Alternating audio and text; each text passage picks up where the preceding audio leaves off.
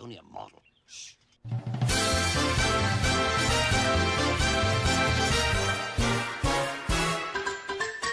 We're knights of the round table, not round the square or triangle. We come to hang, chat the game on Fridays as we're able. We play well here in Camelot, we are chums and fun, but Camelot. We're knights of the round table, our host is formidable. He runs a strange, often insane, but sure he's quite unstable. He's army-mad in Camelot, but seems never to have done a lot.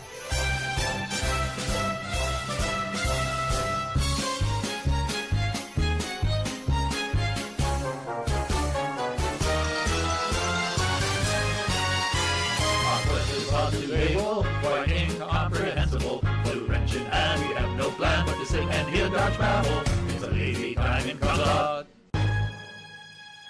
I have to shake my bum a lot.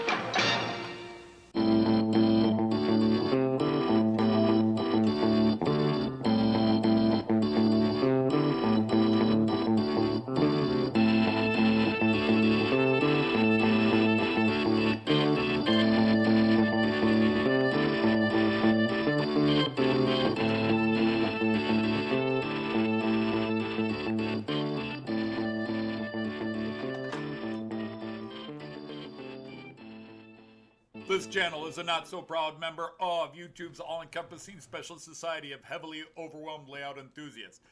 Check any railway show, check any railway club, check any layout, check your own house. You'll find one of us somewhere.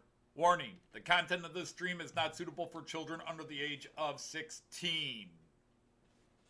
The topic, language, themes, attitude, and personality of the presenter is not appropriate for anyone, much less children under the age of 16. Topics discussed will not center on trains and will focus on anything except politics. It just happens trains are running. Any similarity between characters, situations, trains, and intelligent thoughts is strictly a coincidence. Any rebroadcast or transmission of the stream without the express written consent of Major League Baseball is strictly prohibited. Viewer discretion is advised. Remember the 3 rules for model train layouts and pretty much anything.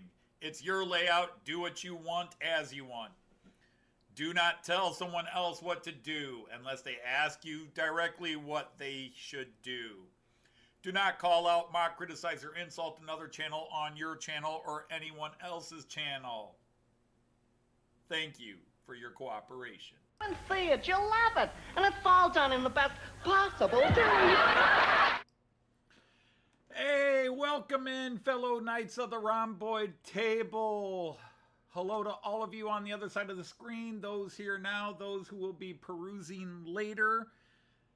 Hope you're all well. It is another Friday. These Fridays are flying by. Number 242 in a row on Friday. The number just keeps growing, and we just keep getting older, but I wouldn't rather be anywhere else, in all honesty. My one chance to commune with the outside world. So how's the outside world doing to all of you? All right, let's go straight to the greetings of who's here and who was here and maybe isn't on the chat board anymore. We've got Sir, just going down alphabetical, Sir Dominic of Z, willkommen. Sir Sean of GWR Buckley, great to see you. It was nice to see a video from you, although I personally, and I don't want to guilt everybody, was sad to see that you lost the mojo and tore out most of your layout, but that you have plans on doing something with some of it anyhow. But it's great to have you here.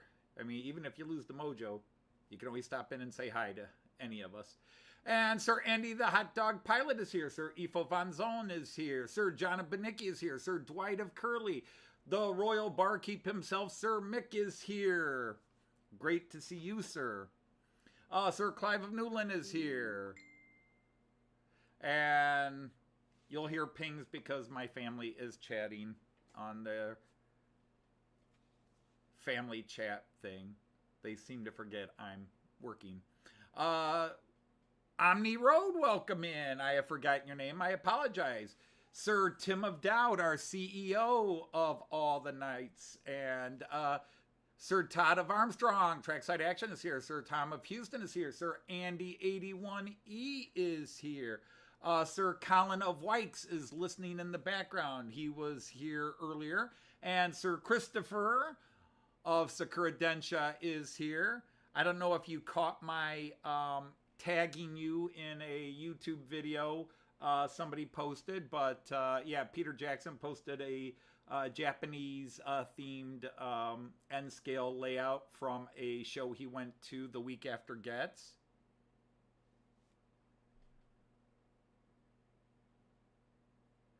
And I think that is all I'm seeing on the chat right now. It says we have 26 here and about 12 are on the chat. So hello to all of you in the background, all of you that just listen in. Obviously, I had I posted a couple of videos just to throw content up, to keep some content going. I successfully made this guy digital. I'm quite happy. And I had planned on running him today, and the only reason he's not is I came up with an idea. Actually, I should say Joyce suggested it a while ago, and when I was trying to decide what to run, I'd picked a couple of trains and then said, oh, let's just do it. And if you didn't figure out from the title and the description of this video, I'll go over it when I show the trains. So I'll probably have them wait till next week. I know there's a few different sets of cars that will go with this, but this is an E41, and this is an older model. I think this one dates based on how it goes to early 70s. It might be late 60s, but I think this is a early to mid 70s model, and that's successfully going. And then there's this one where in the video where I was doing that guy, I was also going to do this guy, and unfortunately this one proved to be a bit of a hassle on the first try. And then I took it apart, messed with some things, I cleaned some things, I replaced the brushes in this. I still think some of the problem is that I might have the motor wires reversed, but since it will only run in one direction. At one point I thought the gears were all jammed up, but I actually got them moving. And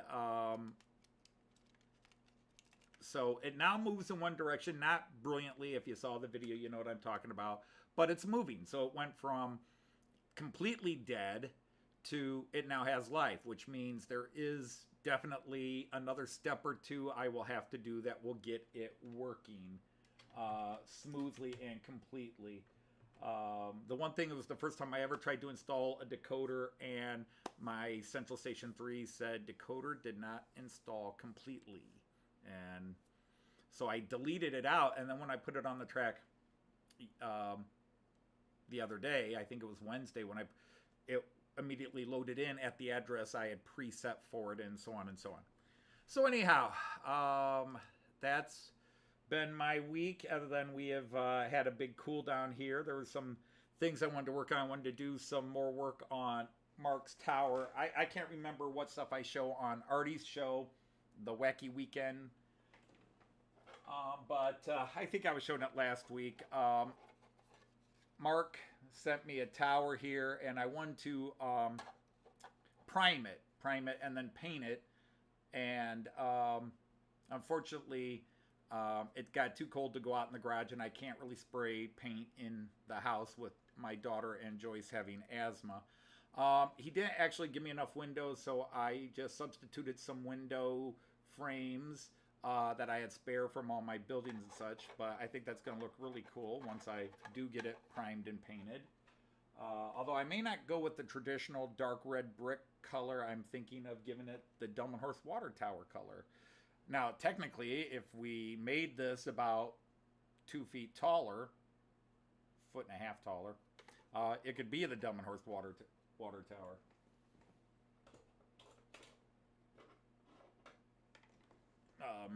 With a little bit of modifications, but good enough. Hey, there is Sir Dazza Faulkner, Sir Andy March West Junction. And let's see. I saw one of Sir Chris is here as well. Sir Chris of the Valley. So good to have you all. So anyhow, that's been my time, is just been converting as many of these analogs, and I don't know what I'm up to. 8 or 9 of his locomotives are now digital. So I'm considering that a major win. I did not know, because I knew most of the collection was analog. So I didn't know how much I would be able to convert, but I've been able to do a hefty bit.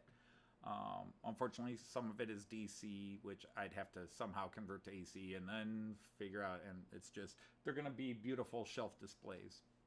The only other thing I've been doing in the last week is Joyce and I have booked everything for our flight to our trip to Germany. We've booked the plane, we've booked the places we're staying except for Copenhagen. The main trains, Deutsche Bahn has changed its policy. For those who don't know, normally Deutsche Bahn did not allow you to book online until 6 months in advance. But now for high-speed trains that are staying inside Germany or just crossing the border, you can now book earlier in advance. So Joyce and I got some amazing prices. Joyce and I got some fantastic cheap deals on the German trains this year, so very happy with that. Still got a few trains, but those, because they either involve regionals or involve other countries, we can't book until mid-December. Hey, Sir John of Mystic Railway, nice to have you here. So anyhow, let's go to the trains and see what we're going to run today. And maybe you've guessed the theme, but on line 1, we have the Austrian Railjet. On line 2, not in line, I usually say lane, but I'm trying to start calling them lines. On line 2, we have an ICE-4 from Germany. On line 3, we have a Czech Intercity. Last week I ran the Czech Railjet. This week I'm running the Czech Intercity or Eurocity. And then on line 4, I'm running an Italian night train. This is the first of Herb's trains that gets a second running on the layout. And then I have a false flag American ICE-3 in Amtrak, although that train never existed. That's a hypothetical. And then way in the back, I've got the Flying Scotsman from the UK. So I am running a steamer, but I'm not running any freight. My apologies, I'm not running any freight to all you guys who like when I do run freight. I'm sorry, it's all passengers today. But the theme is, I think this is every country I can officially represent, unless I had run, instead of the IC4, I had run a German locomotive with some German freight, but I also have a Luxembourg freight and a couple of Swiss and Danish car freights, and then I could have gotten them represented. I guess had I thought of that, maybe I would have done that. But anyhow, it's International Day, 6 lines, 6 different countries. So if you're into prototypical, you don't want to be here. Those trains should not be running. In fact, I watched a video from Craig at Iron Horse that he was talking about, prototypical and proper and things like that. You need to watch the video, because if I say what he said completely out of context, people would take it the wrong way. But he was talking about rule 1 can be a cop-out. And in some ways, I agree with them. In some ways, I disagree with them. I don't think it's always a cop-out, but it can be. But, you know, some people want to run certain trains, and the background and the era and all the scenery have to match that train, and other people don't care as much. Me, I don't care as much. Yes, my layout is basically Germany, but yes, I am going to run 6 different nationalities today, even if they don't fit my layout. It is what it is, because to me, it's about just running the trains individually, the models, the toys. It's like somebody who mixes their Star Wars and Star Trek action figures. They can create their own universe if they want, so that's what we're doing today. So anyhow, let's get these trades in motion. And who else did I just see come in? Sir Raymond of Legs is here. A. David is here. Eric is here. Sir Eric from ANC is here. All right. Now, let's see if we can get the ICE-4 in motion. That beautiful ICE-4. Again, does not have the best motor for its size. Märklin needs to come up with a stronger, harder motor for these long rail car sets like the ICE-4. They got amazing motors for their diesels and their most of their steamers, but their ICE-3s as 8 car sets are fine, but it's not working for a 12 car ICE-4. All right, let's get the Czech Railjet in motion. Railjet, wrong. Czech ECIC in motion. I'll probably have to adjust its speed because it's a Roco and it has a built-in gradual speed increase. All right, let's get this Italian train going. If I remember correctly, this is a Lima. I could be wrong. But they're all different colors and mixes of colors.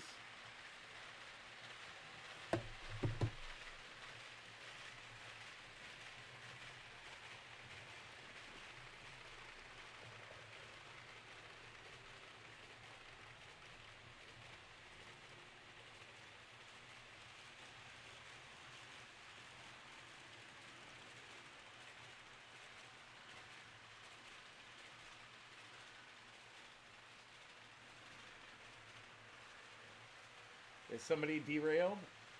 I'm hearing it. Yep. Ah, dude, was ist los? That might have been from earlier. Come on, I want to see you running.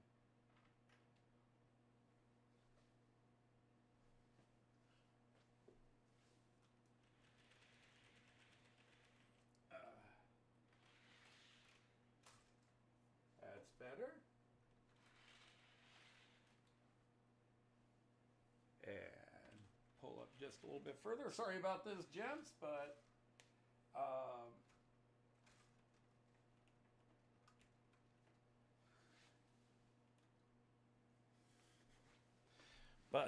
everything ran smoothly in test runs. But sometimes you turn the camera on and prima donnas have just got to draw attention to themselves. Hey, there's Sir Mark from Model Railway Fantasia. Cool video from you today. I really am wishing you a lot of luck. I hope a lot of people buy your cars. I would have, but you gave them to me for free.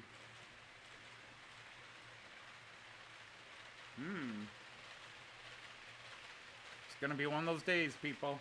I should have known better.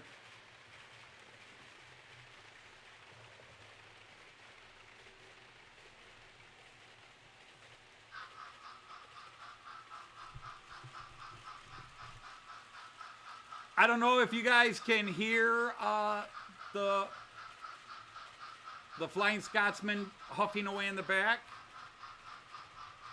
Well, EFO, in all honesty, I would say 70% of the time, all my trains run smoothly for my live streams. I do have days where everything's going wrong, and occasionally I have a day where one might have an issue early on because maybe I bumped it. But I really think most of the time my live stream, my trains run smoothly. I don't run smoothly, but my trains do. Everybody still saying hi?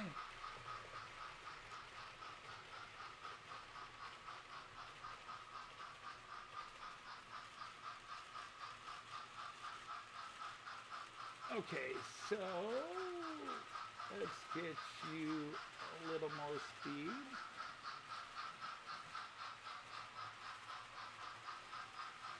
So Mick, you got wagons from Mark yesterday?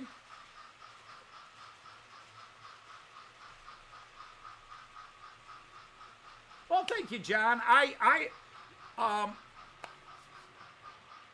Though either the best thing in the world or the worst thing in the world is that by adding Herb's collection with the rolling stock he has and the locomotives I can get working, my options for what I'm going to run on my live stream just got more insane. It means certain trains that I like to run a lot are probably going to run less often because I can, I've got so much more to choose from and some really cool ones. Like, if you had told me a year ago at this time I'd be running this Italian train and loving it, I would have laughed at you.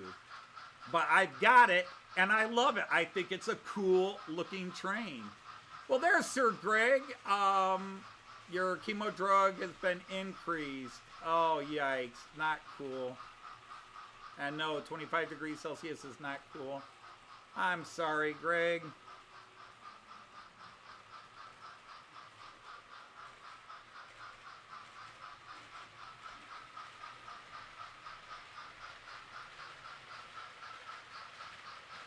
All right, Eric.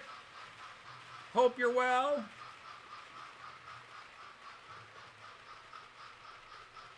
I know Friday and dialysis are not a great combination, but any day on dialysis, it's necessary, but not fun. So Joyce and I send our love to you, Eric. Sometime in the next month or two, we'll probably be heading down to Columbus if the weather gives us a chance, and hopefully we can meet up and say hello, because we'll go down to visit our son, but we'll go down early and maybe we can meet up at Rob's Hobbies or the other model shop in Columbus.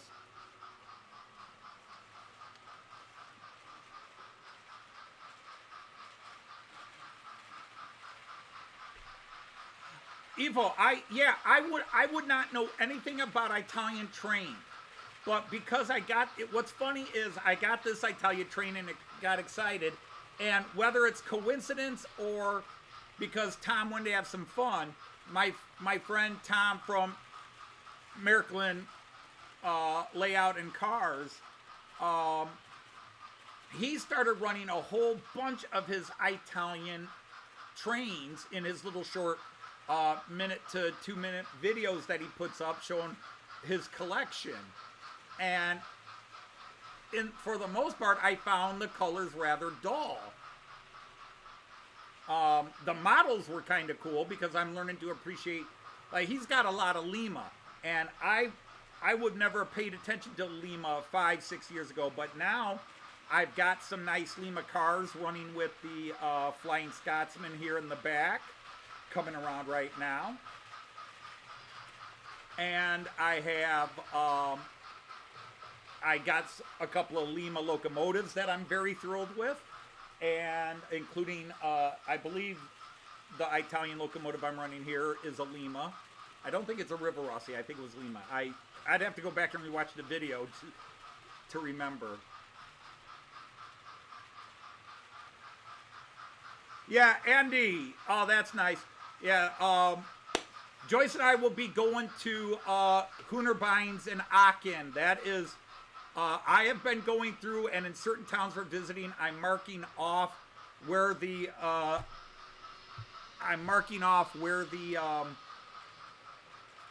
train shops are, at least the Märklin ones. And I look for Märklin simply because then I know they'll have some three-rail stock in it. So Hornby's in Aachen, and there's one just outside of Lübeck we're going to try to make. We might go to the official Märklin shop in Hamburg, but we're also debating whether we're going to go down to Delmenhorst, and there probably wouldn't be time to do both. Because we're going to Miniature Wonderland in the evening again. Unless Joyce decides to do something else. Well, hello, Leslie. You're on the pewter now. Well, that's cool.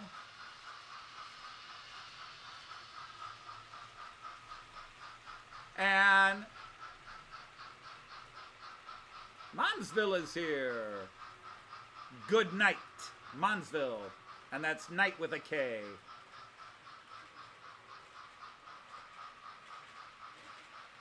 Hi, Mun. Yeah, when Monsville comes in, we go Jamaican. Hi, Mun. Hey, Mun.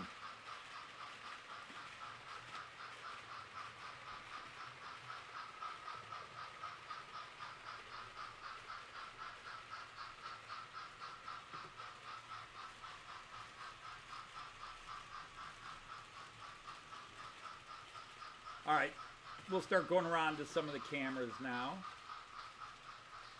Oh, yeah, Floor. Sorry about that, my friends. Somebody might have even reminded me, and I missed it. Sorry about that. We are running the Azuma and the Beatles Eurostar.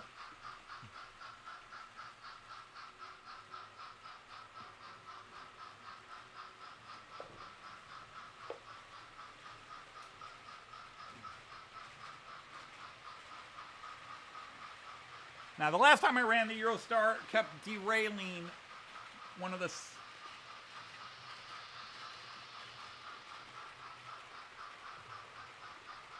Sorry about that, my friends that look forward to what's running on the floor. Although I am going to start running as much as I can of Herb's DC stock down here as well. You know, I tried to run a couple of things and it did not work. Just because the flanges on the wheels were not working with the Code 83 track. What I'd like to do is see if I could find replacement phalanges that would go with that gorgeous 142. No, that's a 242. The new one's a 142. That's a 241. I'll get the numbers right in a second. 241.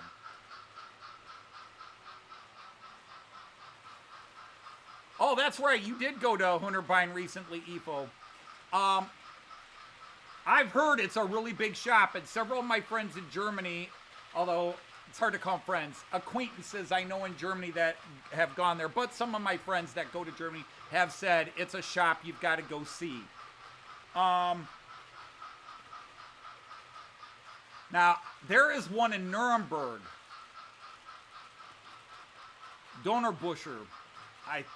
It's been since 2017. It's been 7 years, so if I get the name wrong, I apologize, but it's like Donnerbuscher. That was maybe the most packed model train shop. It's probably had more locomotives than any model train shop I've been in. But it was a very... The amount of stock they had for floor space was insane. Each of the aisles, one person had to turn sideways to go down. And then you'd have to turn around to look on the other shelves because they had it stacked. Now, my favorite train shops I've been to were from the last couple of trips to Germany. Jan and Heydrich's in Kempten. It's a small shop, but lovely people. And then Oma and Opa's in Salzburg. And then the toy store we went to in Bannert's in Vienna. Bannert's toy store in Vienna has a really nice model train section to it. And in Nuremberg, also in Nuremberg, the Müller's department store has a huge model train shop in it. The one in Mainz also has a nice sized model train, but the one in Nuremberg is ridiculous. And it's also nice. I mean, wow, was that a pretty place. That should be a theme. We should talk about, maybe I'll save it for Artie's show tomorrow. We'll talk about favorite train shops. Hello, Lee. You have one complete Dutch train. Well, EFO, I got to share this with you since Hi's not here, so you're the only Dutch person. Not that you would care, I don't know. I was looking for something else on Lipa. I was looking for something else on Model Bond Shop Lipa. They've still got the KLM Koploper in stock at a good price. It's marked down a bit. Oh, I am so tempted. But if this were in the spring, when it wasn't so close to Christmas, I probably would have gone buy and then broke the news to Joyce later. Now I just got to talk to her and say, it could be a Christmas present, but the problem is a couple of my reservations, because for the first time ever I bought an MHI model and I had to buy it from an American shop. That is due to be out in the next few days. In fact, I'm a little surprised I didn't get it this week, because even Märklin's site is saying its release date is November. And we only got 8 days left in November. So odds are it's going to be out and available just about Christmas time. Now, it has to come to America, but the MHI, unlike regular models where Lipa gets them a month to 2 months sooner than they get to America, the MHI stuff tends to hit the American stores at about the same time as the German stores.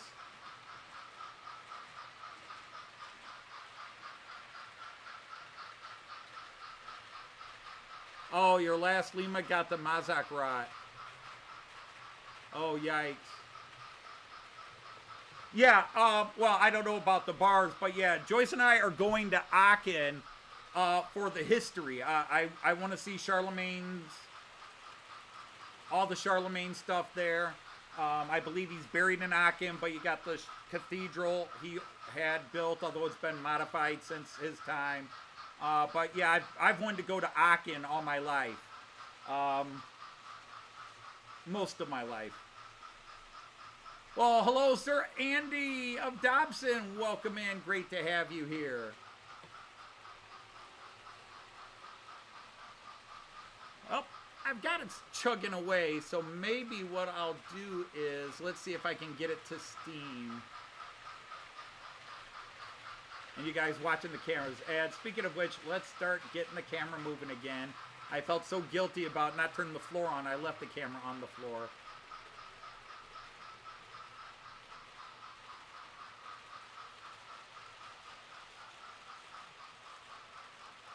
Yeah, Monsville, but that's not going to happen. I've got the Märklin, well, in this case, it's Trick C-Track down there. And I'm not going to change and try to get code 100 and redo it for that little display. I'm going to stick with the tricks.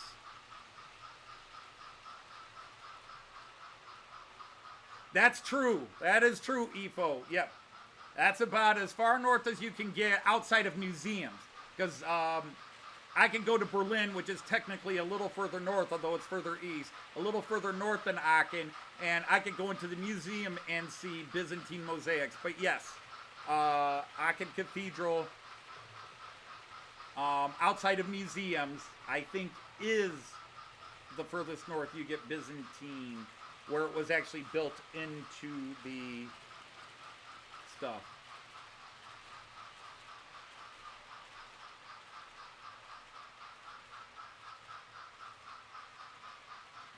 Berlin has a brilliant, it's part of the Altes Museum. They have a large room of Byzantine art and artifacts from both the Roman era and then the transition into the more medieval Byzantine.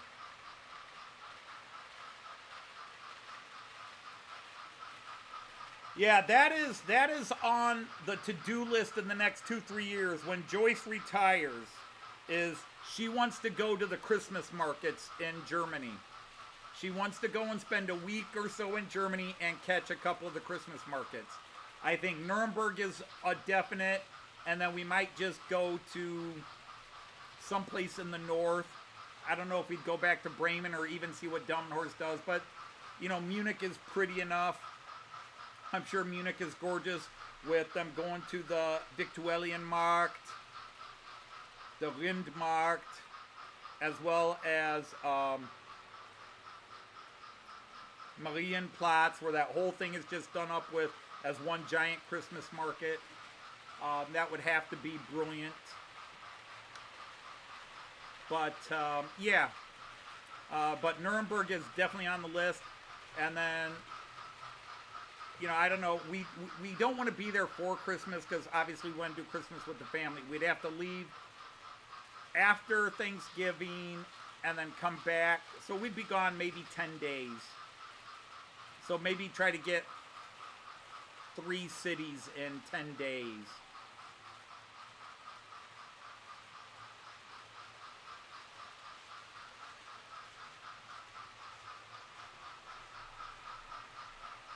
And I see Sir Andrew of Shortbread is here. Welcome in, Sir Additional Andy. We've got so many Andys.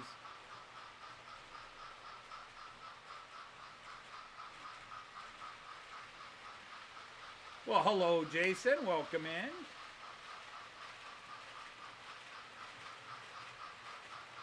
There comes that Railjet sailing through your picture.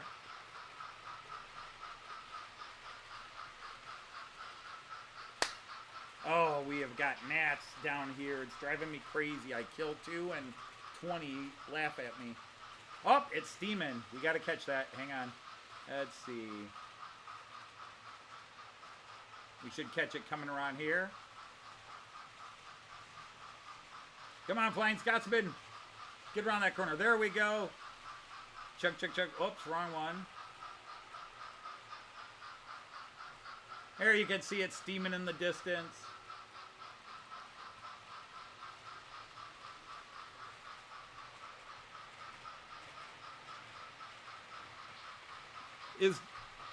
It might be you because my audio, my mic is saying everything is juiced. Oh, we dropped some frames a little bit ago. See, that's the only thing I didn't do is I didn't do a test stream to make sure everything was smooth.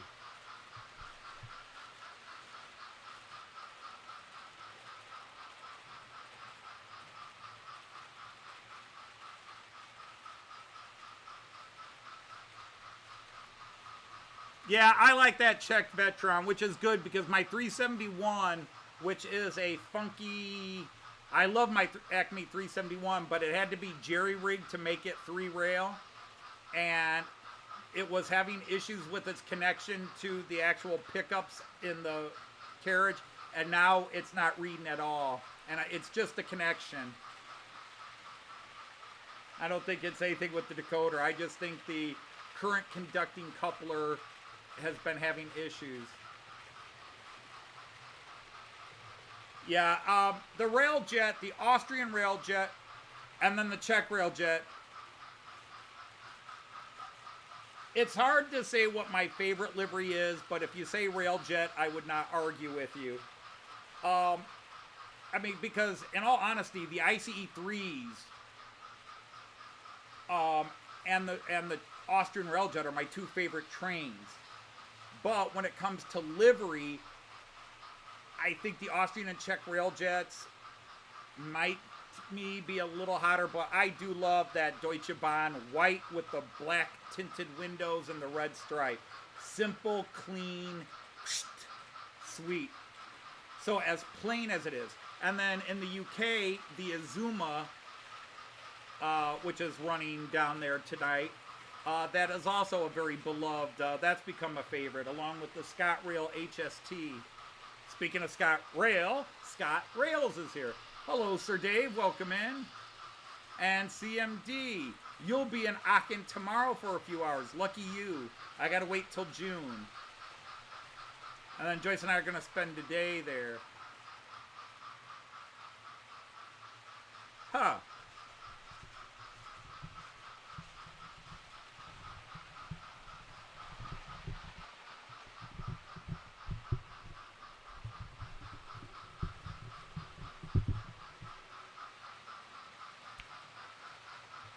Interesting. My audio says everything is juiced up high.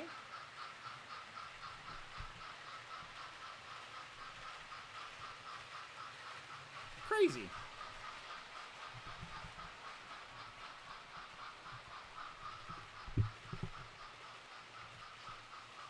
Well, I will do this. I will jack it up a bit more here and see what's going. Huh, do we have an audio suppressor on? Because I just cranked that up and it's saying... it's still... It's green, but normally when I talk it goes orange and into the red at times.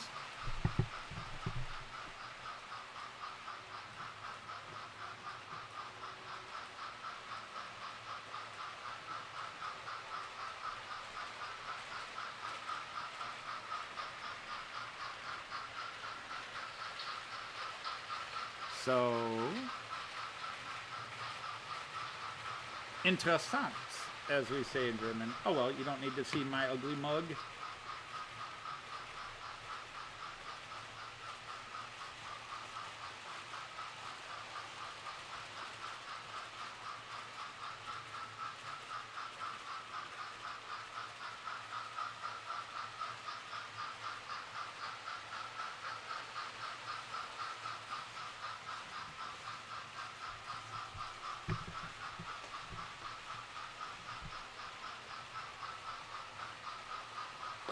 Well, golly. Can't figure it out. Maybe I'm just talking quieter.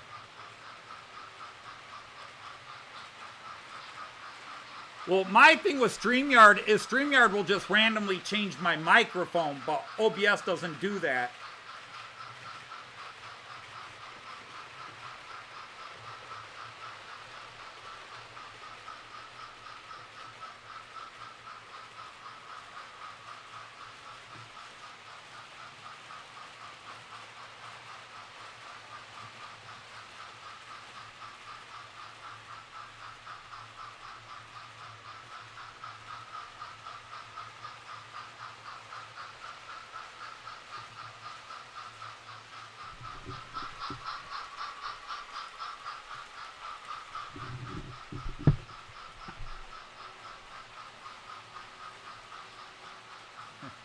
Well, that's just the one train. I have the Flying Scotsman sound on.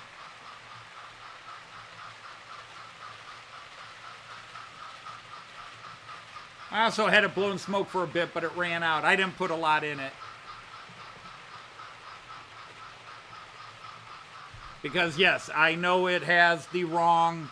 They have the wrong sound file. It should be a 4-cylinder, and they have it as a 3-cylinder or something like that, or they have it, it's a 3-cylinder, and this has it as a 4-cylinder. I forget which way it goes.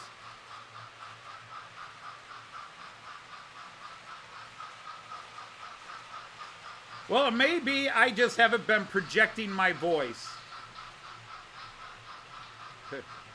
There's no such thing as being late, Dave.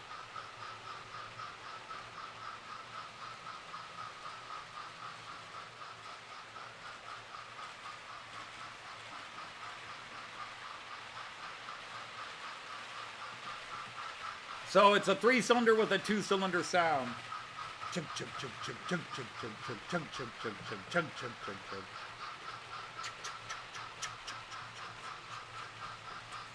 Chug chug chug chug chug chug chug chug chug chug.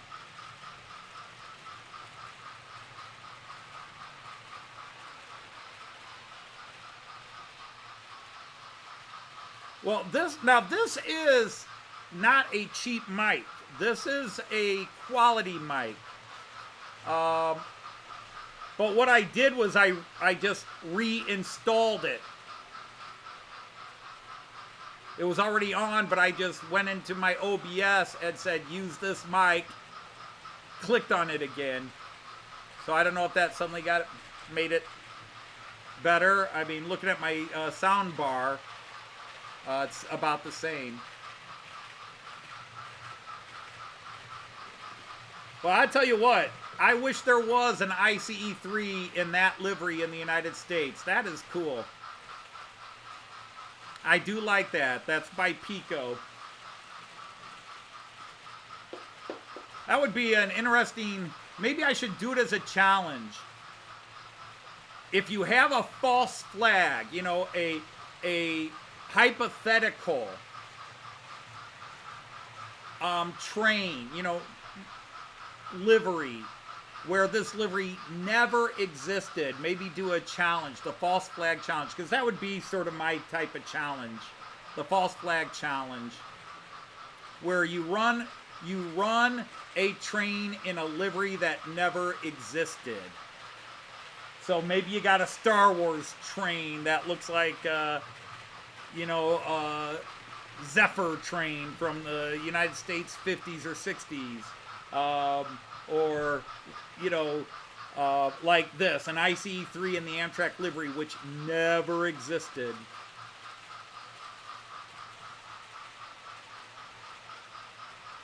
All right, well, Mick, thank you for popping in and opening up the bar. We appreciate it. Yeah, now, the thing what I got to do, but I don't know, is I could change that lighting. Just as it was going around, you'll see it change. Unfortunately, it's going the... Whoop, wrong way. I love the blue lighting, but I just changed it to the warm lighting. Oh, we got everybody going here right now, so we'll leave it here for a few seconds. But yep, I do like the Czech EC. Joyce and I rode a Czech EC from Bremen to... No, we rode it from Dresden to Prague. But it started at Hamburg and went through Bremen. Because when we got into our registered seats, our reserved seats, there was a bunch of kids who had bunked out in it. Kids, teenagers, late teens. Actually, I think they were University of Bremen students. But they were like 19, 20-year-olds. So when you're 50, how old were Joyce and I then? 54, they were kids. But yeah, they had kind of stolen our seats.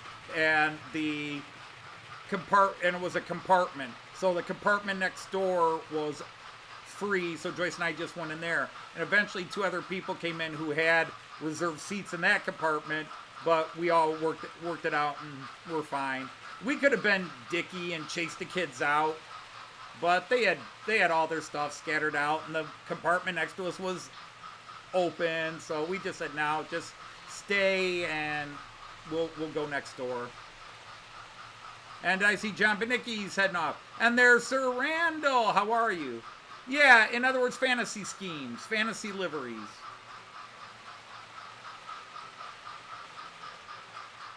Because I have the 2 German experimental trains where Deutsche Bahn was experimenting with them. So technically those liveries did exist on an experimental train, but they never went into service. So I think this ICE-3 is probably the best bet. Rats. Shouldn't have been talking. I had those 3 guys all coming, passing together in unison. They just were lined up that way. Because the Railjet's flying around today. I got him cranked up a bit.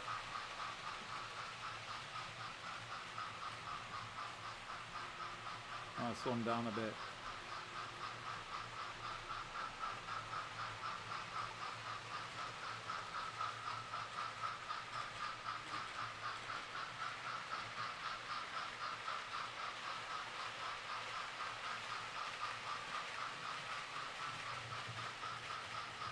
So, hello, Charlie at Partikill. Nice to have you here.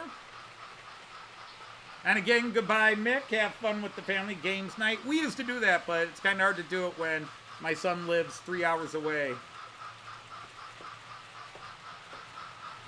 But we still try to play games on the holidays. A lot of it's Jackbox games, if you guys are familiar with those. Various silly games and trivia games and funny games.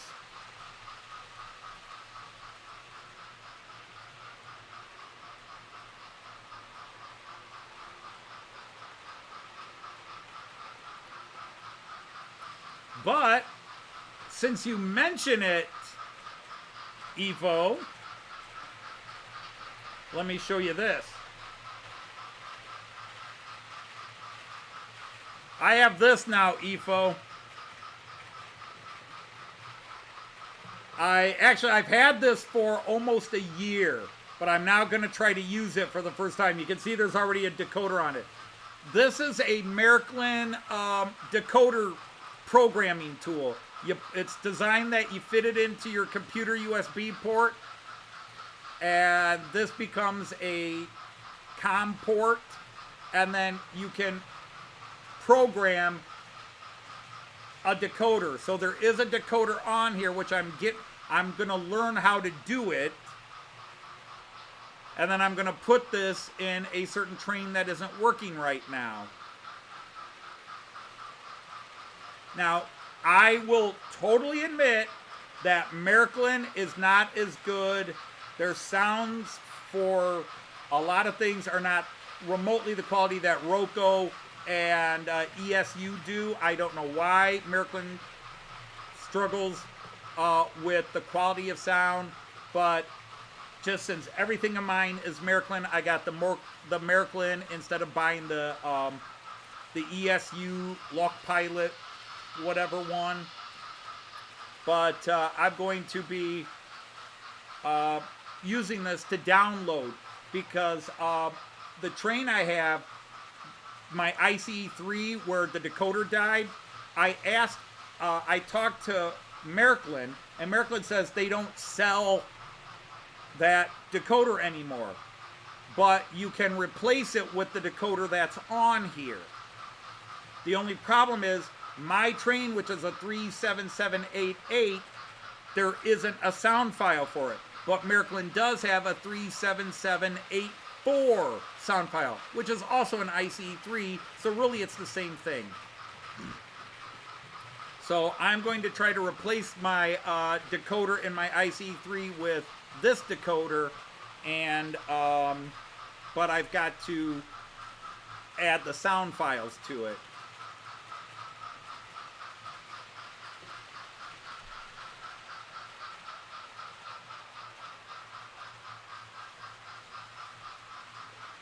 So all of you on the phones, I apologize right now.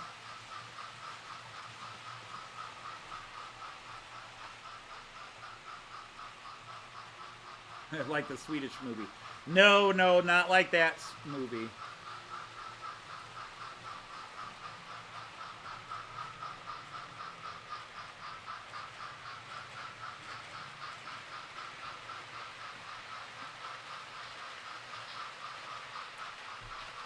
All right, I'm going to turn the sound off of the steamer for a little bit. I'll turn it back on if you all start rioting later.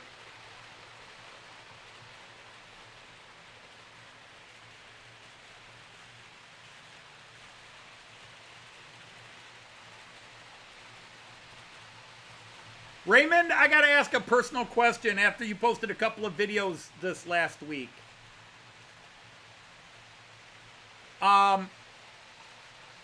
I think you have mentioned it, but if you have, I've forgotten it. I was trying to tell by your hands, how old are you? Hands are not necessarily the easiest to gauge age.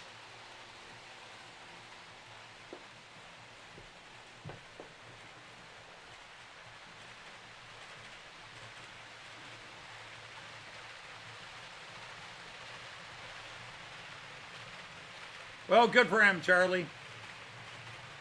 My 73 Charger went to the Mopar Chicago Raleigh show, but it was only Mopar cars and won Best of Show in 1999. Only 35. Not old yet. I don't know, when I turned 35, I was like, damn, I'm 35 now. Although I will tell you, the worst birthday I had in terms of age and was not turning 30. It was not turning 50. It was turning 25. That was the only birthday where my age depressed me. It was like 25, I'm just not a kid anymore. Of course, I was 25 thinking that. At 50, I was a kid at 25. Nah, I don't even like to say that because you're not a kid at 25. You may be a young adult, but you are not a kid. But yeah, I went into a depression at age 25. I was married and had a kid already, but I was depressed. It just 25.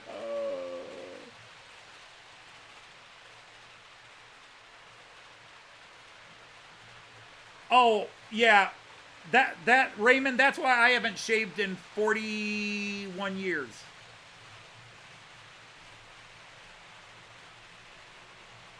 In terms of gone completely. This mustache, as soon as it came in, it has never come off because I have a baby face. I have a baby face. I would look a hell of a lot younger if I were to take the facial hair completely off. But the last time I took the chin hair off was when Joyce and I got married. For some stupid reason, I decided I didn't want to have a goatee when we got married. So I shaved my chin off, and I regretted it. I regretted that wedding picture.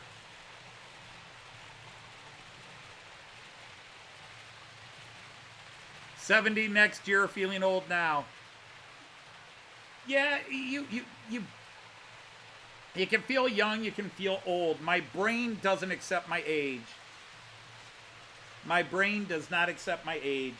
My brain thinks I could still go out and do what I did when I was 30, 35. And then when I try to do it, my body says, we tried to tell you we're not that young anymore.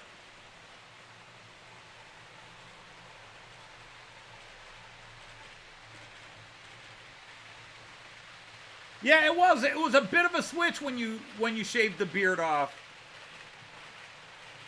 You'll be 21. Oh, wait, 37. Yeah, and see, Andy Shortbread, you don't look 37. You could pass as under 30. At least from when I've seen you on video.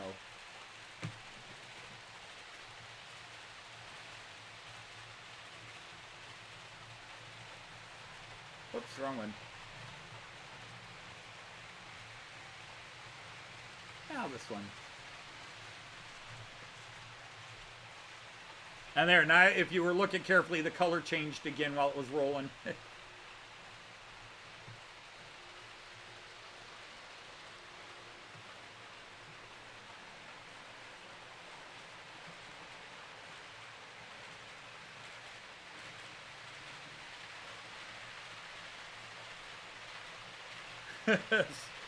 Not enough supermodels.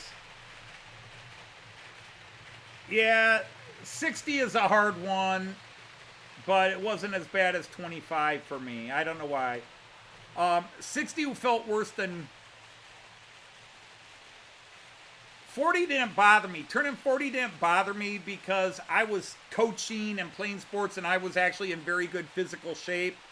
I had gained a bunch of weight for a couple of years, and then Joyce got me into the gym, and I lost the weight and started putting on muscle mass. And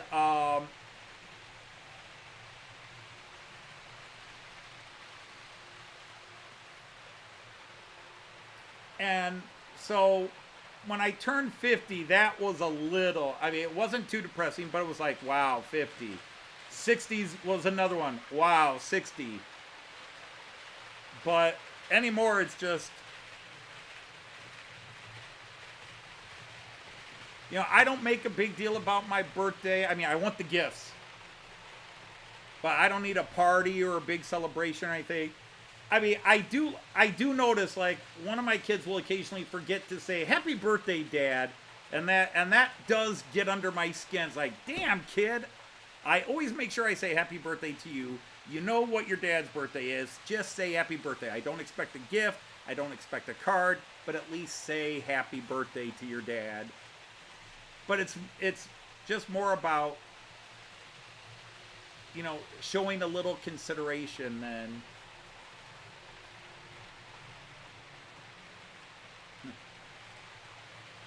Yeah, my toys have always been expensive. If anything, my toys are a little bit cheaper now than when I used to do cars. But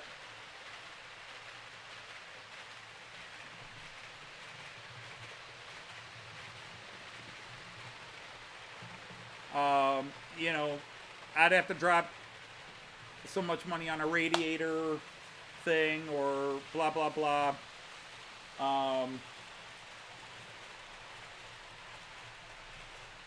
Trying to get actual parts. When I sold my Charger back in 2014, 2012. I sold my Charger in 2012. Everything on it was original parts except the radiator,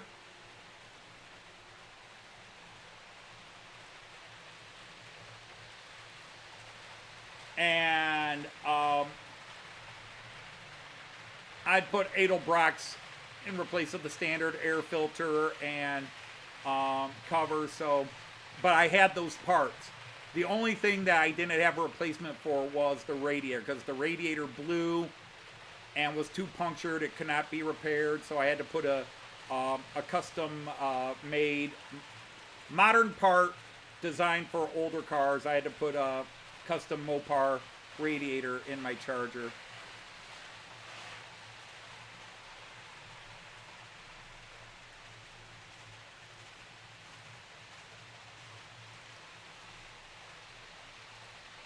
Time to take a train from Paddington to Oxford.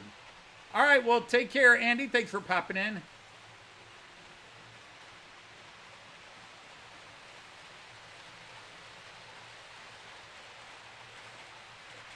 Well, I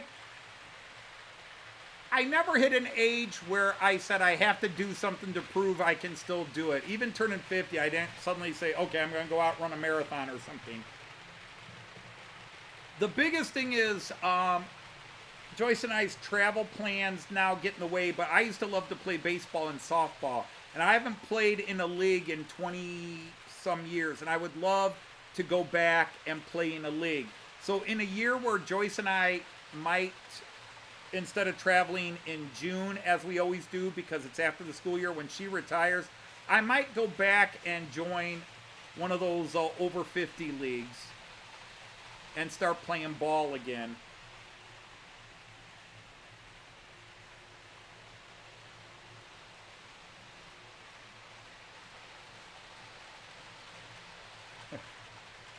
Yeah, that's the one. My problem is, I don't want to jinx it, but let's just put it this way. My great-grandfather lived to 96. My grandfather died at 84. My uncle, my dad's older brother, died at 84. My dad died at 84.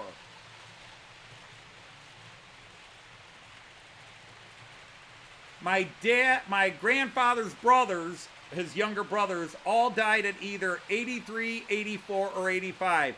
I figure around 83, I start looking at the calendar and wondering how many days I have left.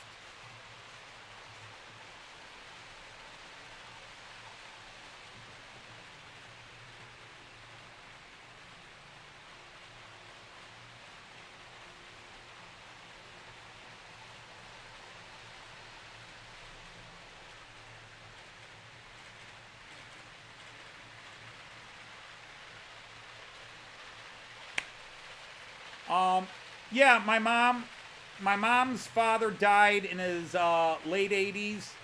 My mom's mother died at 80, 81.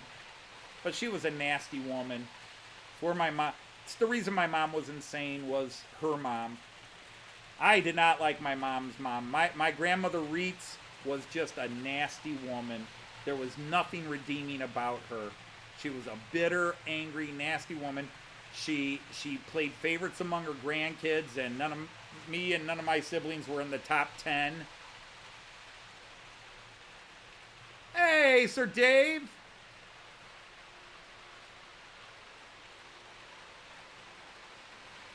Sorry I missed you earlier. You're taking off. Take care.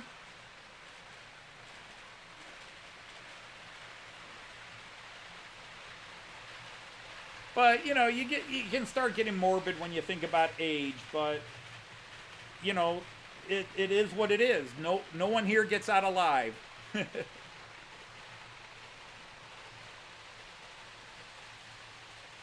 I will disagree with that. I want to live as long as I can do something. Now, Joyce and I already have private agreements that involve pillows should one of us be incapacitated.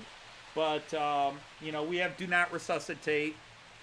DNR is on file.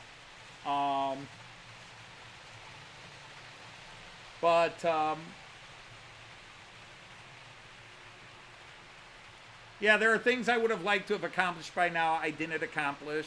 And there are things I've accomplished that I haven't accomplished. I think the biggest thing is like with my grandson, Kyan. A grandchild can keep you young, but he reminds you of how old you are because you start going, okay, he's about to turn 4. He started preschool in August. And these are major steps. And so whenever a grandchild has a major step, you start going, okay, well, he'll be this age. When he does this, I'll be this age. And, you know, then you start hoping, because my grandfather had great-great-grandchildren before he died. I think he had like 3 great-great-grandchildren before he died. I think it would be cool to have a great-grandchild. There's no way I'm going to live long enough to have great-great-grandchildren unless I do a Green Mile bit.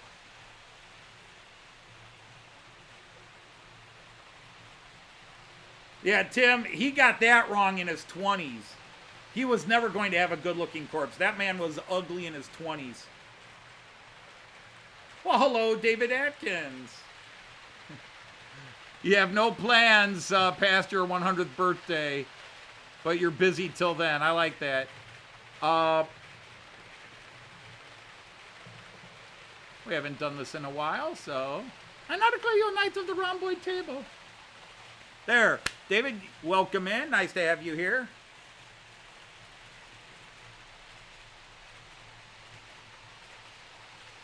Well, that was the title of the Jim Morrison biography, No One Here Gets Out Alive, and that was from a line, but I'm sure plenty of people said it even before him. Life is 100% fatal. The minute you're born, you start the process to dying.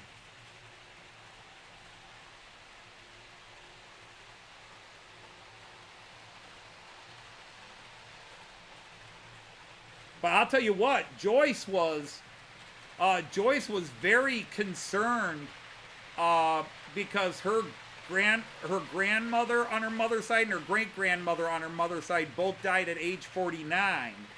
But Joyce's mom made it to 86, 84. Although she was in a nursing... I'll have to ask Joyce how old her mom was when... I think her mom was born in 32, and she died in 16, so that would make her 84, because she died right after her birthday.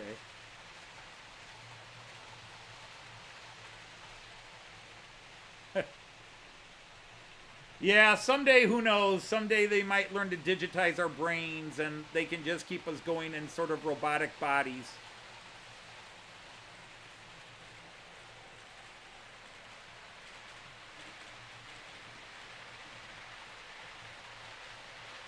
But it's your kids' milestones that I think really can make you feel old. Like I said, grandkids. You know, my baby is about to turn 30. My baby is going to be 30.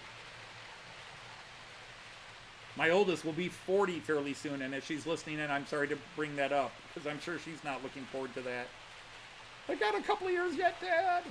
I know. But don't want to get morbid. The thing is, those of us that are here now are here now. But it's that message. And for example, it was one of the factors why Joyce and I, by being able to do it, we booked that trip, even if it got delayed a year, and we went to Getz to meet a bunch of the people we've come to love on YouTube that live over there. Because in 2022, we went to the UK and met a couple of people, and we're so thrilled to meet them and spend a day with them, and then they died afterwards. So had we not arranged to meet them on that trip, we would have never met them. Chris Whittingham was awesome, and I treasure the 4 hours 3.5, 4 hours we had together in Edinburgh that one day, because 2 months later, he was dead.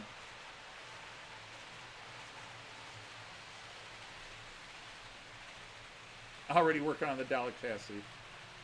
In the year 2525. Zager and Evans. They did that one song and they could never really come up with anything else. I like 2525, but I've always thought actually it's a little, I don't want to say formulaic, but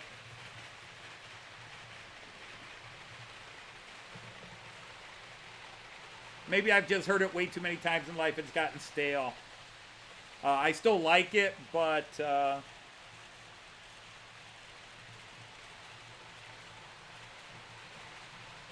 that's right. And, you know, that's the thing they never talk about in Star Trek is that actually they're destroying your body and creating a clone. And that's the thing is like in all those old movies where they create a clone of somebody, the clone always acts like that person. But the clone would not act like that person because you can't digitize your personality. Your personality is the summation of all your experiences, your education, your interactions with people, your diet, everything that affected you up until that point. And that cannot be digitized. They can digitize a physical copy. You know, I used to always say I would love a twin of Joyce, and Joyce would say, "You don't want a twin of me." I said, "Oh yeah, that would be fun." And she says, "But it may not be me. It could be a totally different personality," which is like, yeah, you're right. It would not be.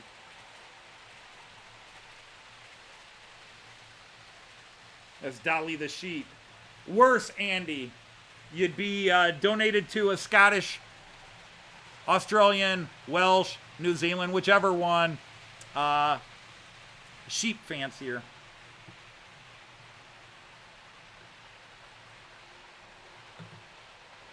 How are the trains down there doing? They're doing just fine. The Azuma's going round and round. The Eurostar's going round and round.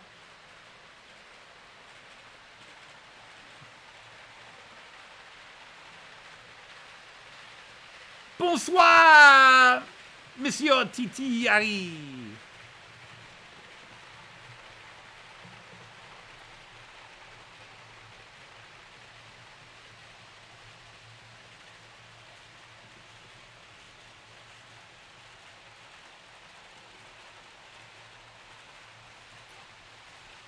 We are running trains from 6 different countries today.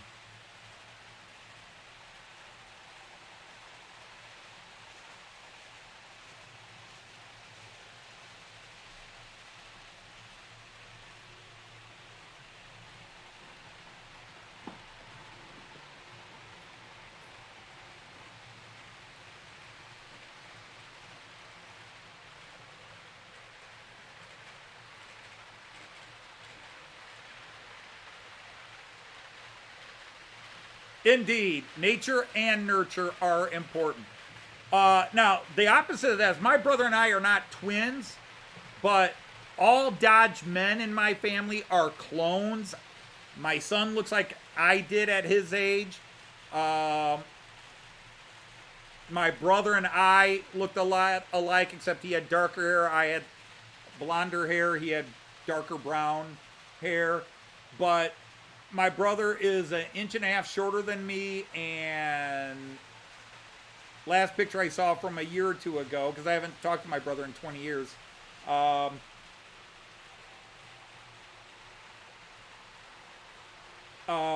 he probably outweighs me by about 50, 60 pounds, maybe more. Not if it's the same person.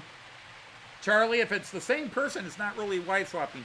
And trust me, I had these etymological discussions with Joyce.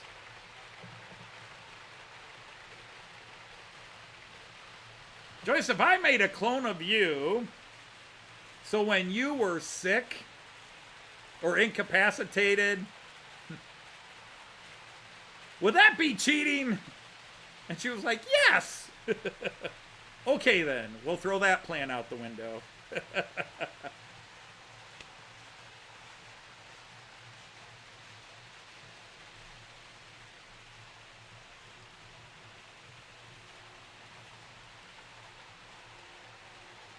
There's a view I don't show too often in the live streams.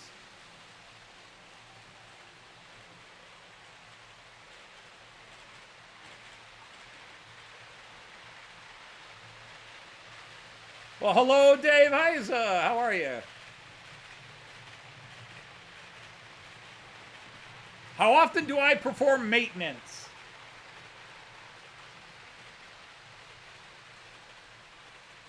Well, now, how often do I perform maintenance?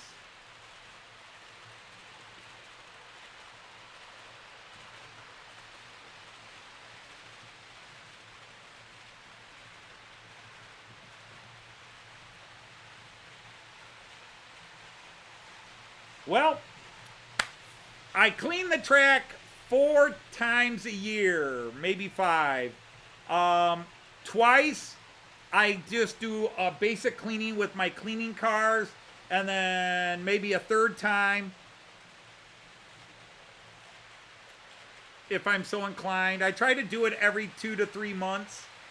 And then twice a year, I do a major scrubbing, and usually I do one either over Thanksgiving break, so I am gearing up to do a major cleaning of the track. My rolling stock gets the wheels cleaned once a year.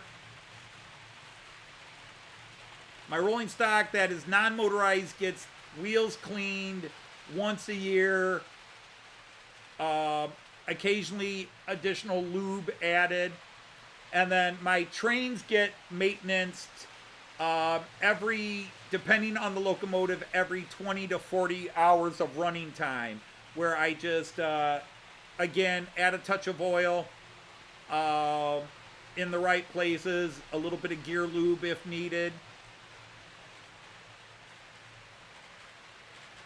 Ray Ron, hey, hello, Ray Ron, great to have you here today.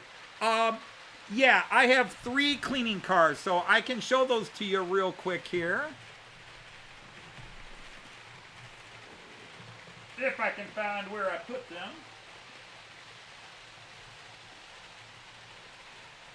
There's nothing there. There's nothing there. There's nothing there.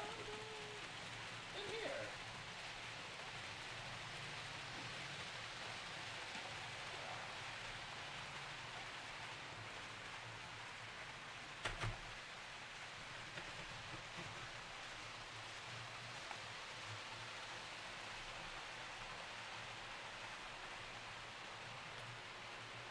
So let's go to me. All right, so this is the main rail scuffer, and this pad is about due to be replaced, but getting the replacement is proving a little hard to do. But this is the main rail scuffer. And then this is the third rail buff.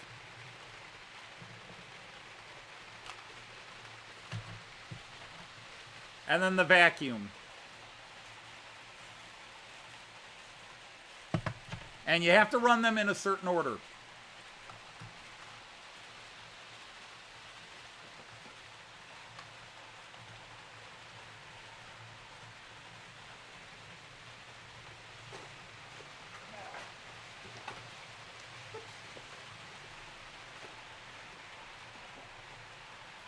Those are by a company called Lux. They are the most expensive car cleaners out there. They are more expensive than the CMX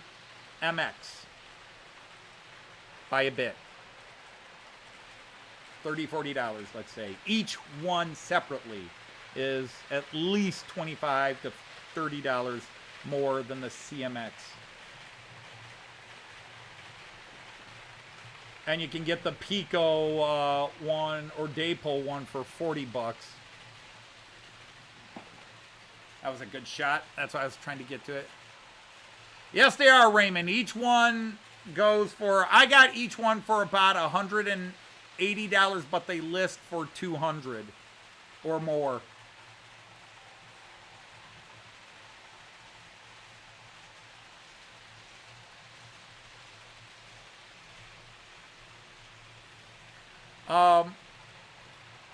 And to be honest, I don't think I'm diligent enough. My rolling stock is already passed. I got the device out to run all my rolling stock because I also have a Lux wheel cleaning machine, which was also rather pricey. I got the device out, had the table set up, and that's when the business with Herb and buying Herb's train collection came up, and so I never got around. So I am now 6 weeks past my rolling stock cleaning. But I won't say I was lazy because I spent that time cleaning the rolling stock I got from Herb, as well as cleaning the locomotives.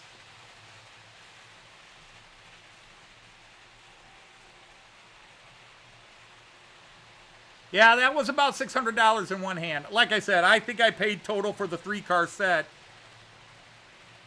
about with my LIPA discounts, I probably paid about $500 and maybe $500 on the nose.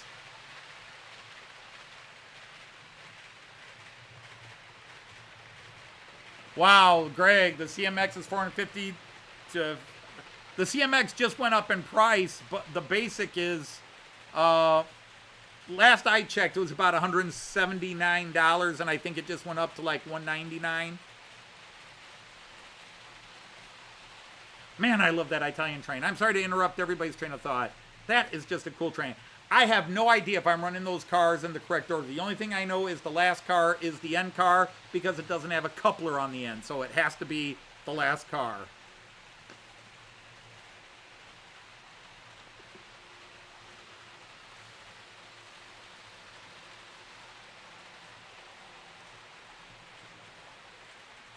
But I'll do a thorough cleaning where I use Easy Lube by Bachman. Rail cleaner, railroad and rail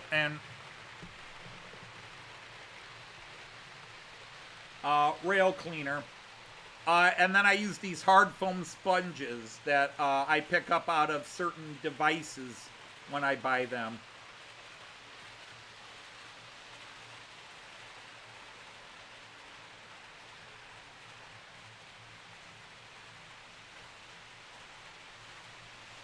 I will say my parking area. So let's go to that view.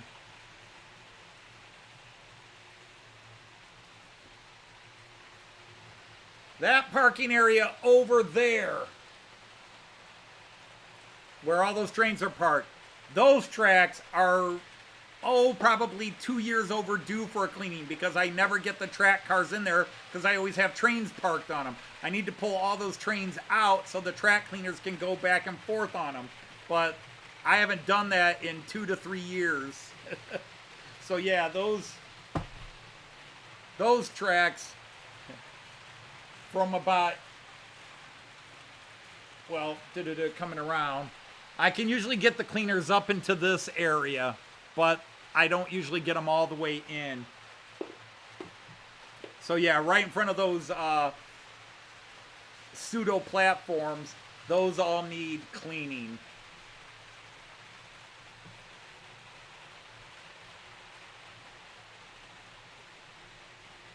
Well, hello, Sir Tom. Just got in from a family function. Well, welcome in.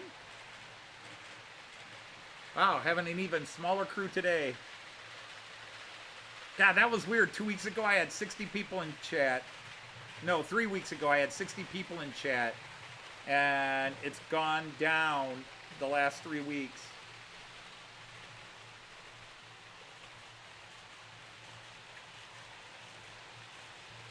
Yeah.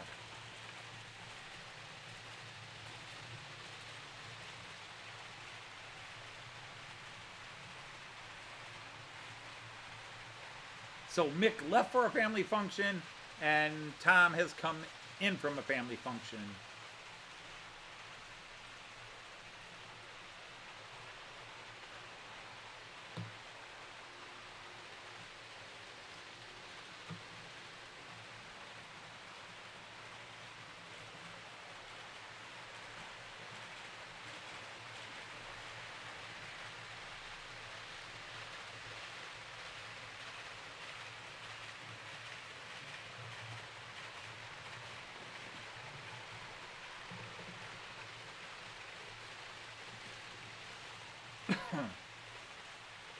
Well, hello, my lord, Sir Alan. How are you? Welcome in. Yeah, 450 Australian. Yeah, is about. The Australian dollar is about 1 to 150 with the U.S. So yeah, it'd be.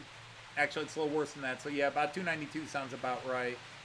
I actually tend to keep a very strong working knowledge of the basic, like U.S. to Canada, U.S. to Australia, U.S. to Euro, U.S. to pound. I tend to have those markets within a couple of cents. I'm always, just because of all the traveling I've done the last 20 years, and because I buy a lot of stuff, I tend to keep the exchange rate very thoroughly active in my head. All right, David Atkins, thank you. You're on your way somewhere else and dropped in here. Oh. I'm glad we could divert you. No, actually, we're not all here. We're about 10, 15 lower than we normally have in here. You buy most of your stuff from Rails of Sheffield.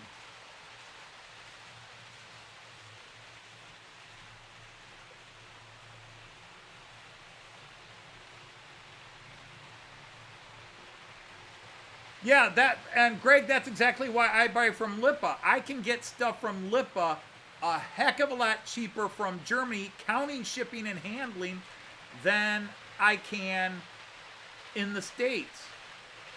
The only time I buy from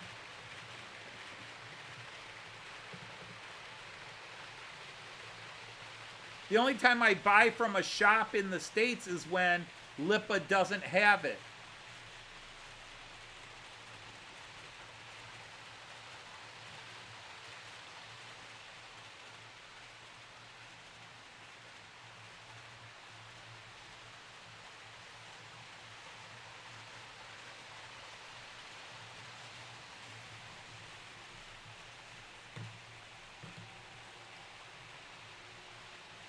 All these gnats are driving me crazy.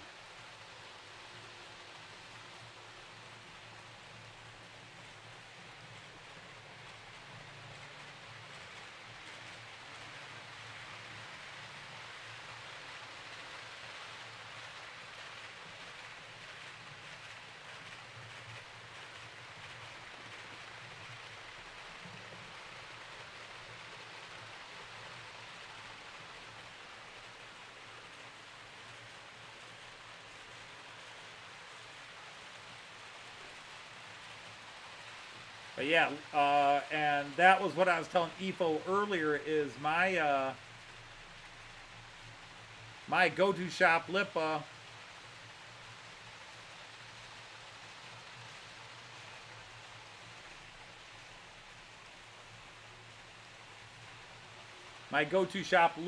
is has something in stock that I regretted not buying when it came out, but other things were more important. And it still has it in stock.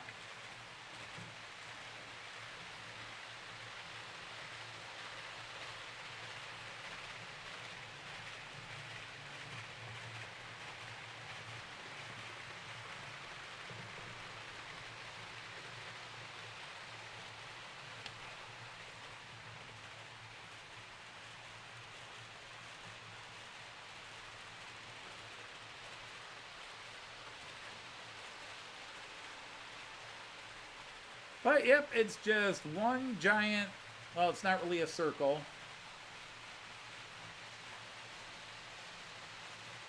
But all my loops are just end chasers, as they call them.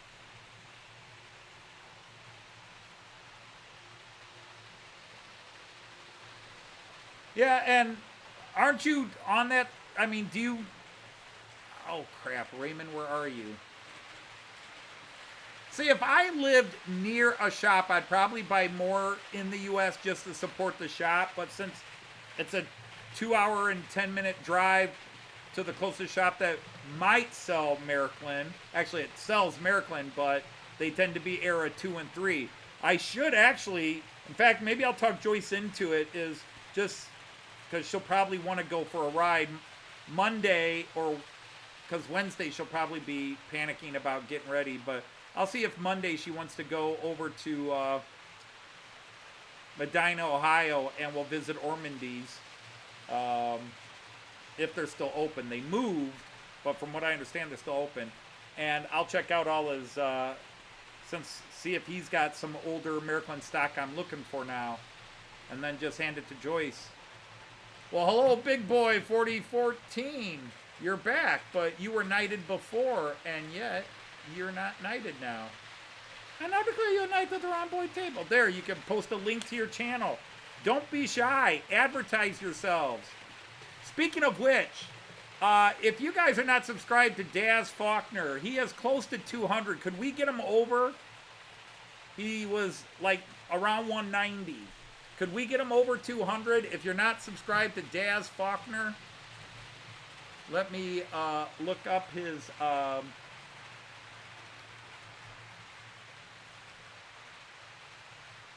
page here real fast, and I will post it.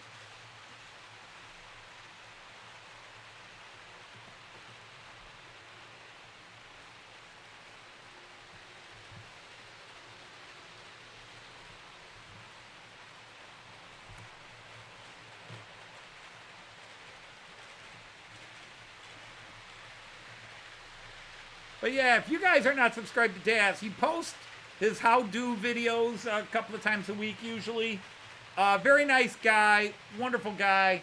UK trains, but just he's such a nice guy. Get him over 200. And anybody else, post yours.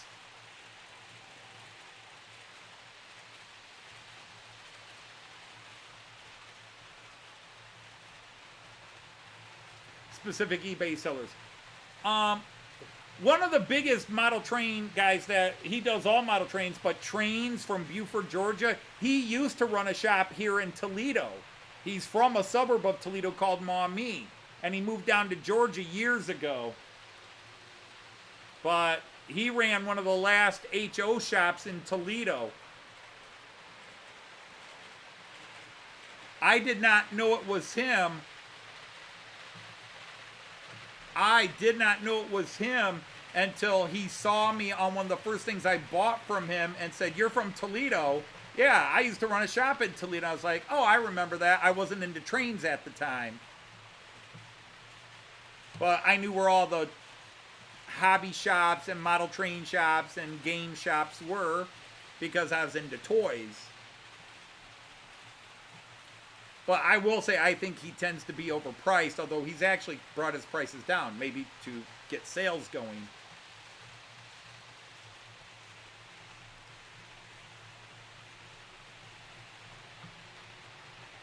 Now we'll change the angle, but it's just a little brighter from here. Well, hello, Sir Alan of Reynolds. Great to have you. Just back from Royal Oak. Well, that's cool. Yeah, I didn't talk about it at the start of the show, but maybe I'll bring it up now. A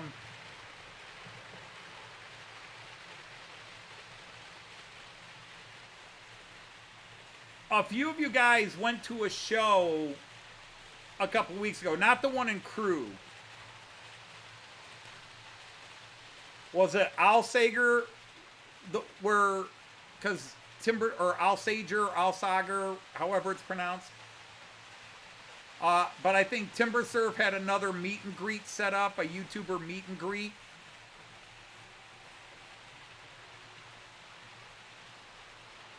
You think you're famous? Well, the train is famous.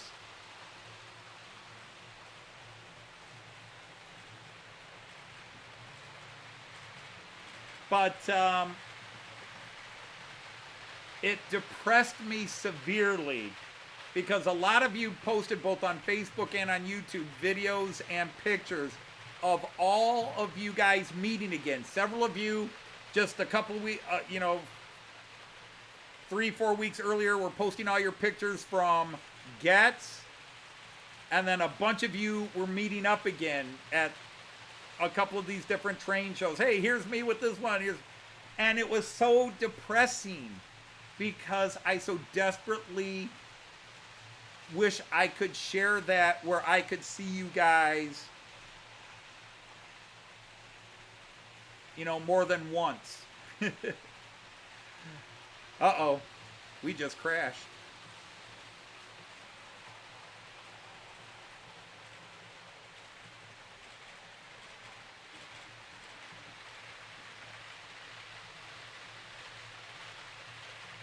It's funny, I've been checking and doing test live streams. But yeah, we dropped a whole bunch of frames there for a second. But the weather here is screwy, so I just might blame it on the weather. We have had freezing rain and winds.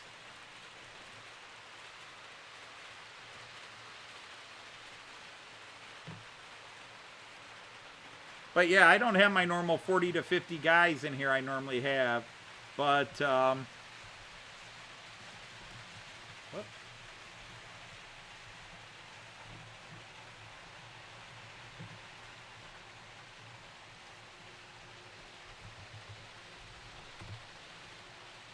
again, I'll post it again real quick. Go out and join, subscribe to Daz's channel. Let's get him over 200. And if anybody else can help spread the word, let's get Daz over 200. And I will happily help anybody else, bigger or smaller than me, get over your next hump. People help me along the way, and I like to help other people.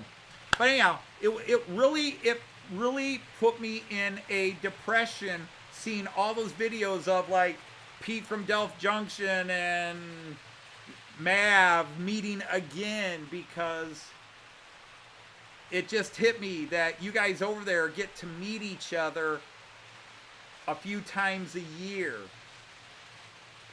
And it reminded me how Getz had a feeling, especially Sunday when Joyce and I, a lot of people had left, but it was Joyce, me, Dino. And by the way, I haven't seen Dino today. Hi, Dino, if you're in the background listening in. Dino, Andy, and Andy's son, and Christopher from Sakura Densha. The six of us were walking around and just hanging out. And that was the first time I was with a group of friends since my group of friends all died. The last time my group of friends and I got together as a whole and went out and was 2019. And Dean wasn't even officially sick yet. He had been diagnosed with hepatitis, but it wasn't seen as severe. And from the last time I saw him but it wasn't the whole group together, Joyce and I, Dean, Deb, and John got together and went out to dinner in December of, you know, he was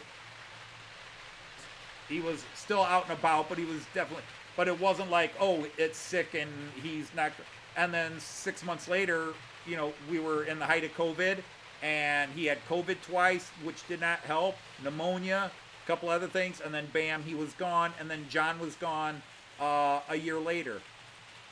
And I haven't been out with the friends since. It's been 5 years. And going to Getz, and then seeing all you guys getting together again, and how much I wanted to be there. I don't know, do I sound stupid saying that? Because that was my group of friends. Other than the people I meet on YouTube, I do not have friends. Joyce is it. Joyce is it. I don't have colleagues from work I get together with. I don't have anybody I go out with. The only time I go out with people is when I travel.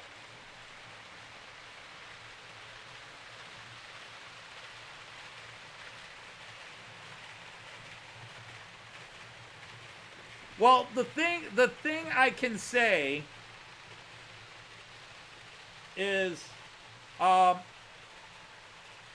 there's all kinds of suggestions on what to do to grow your channel, but sometimes it's just dumb luck.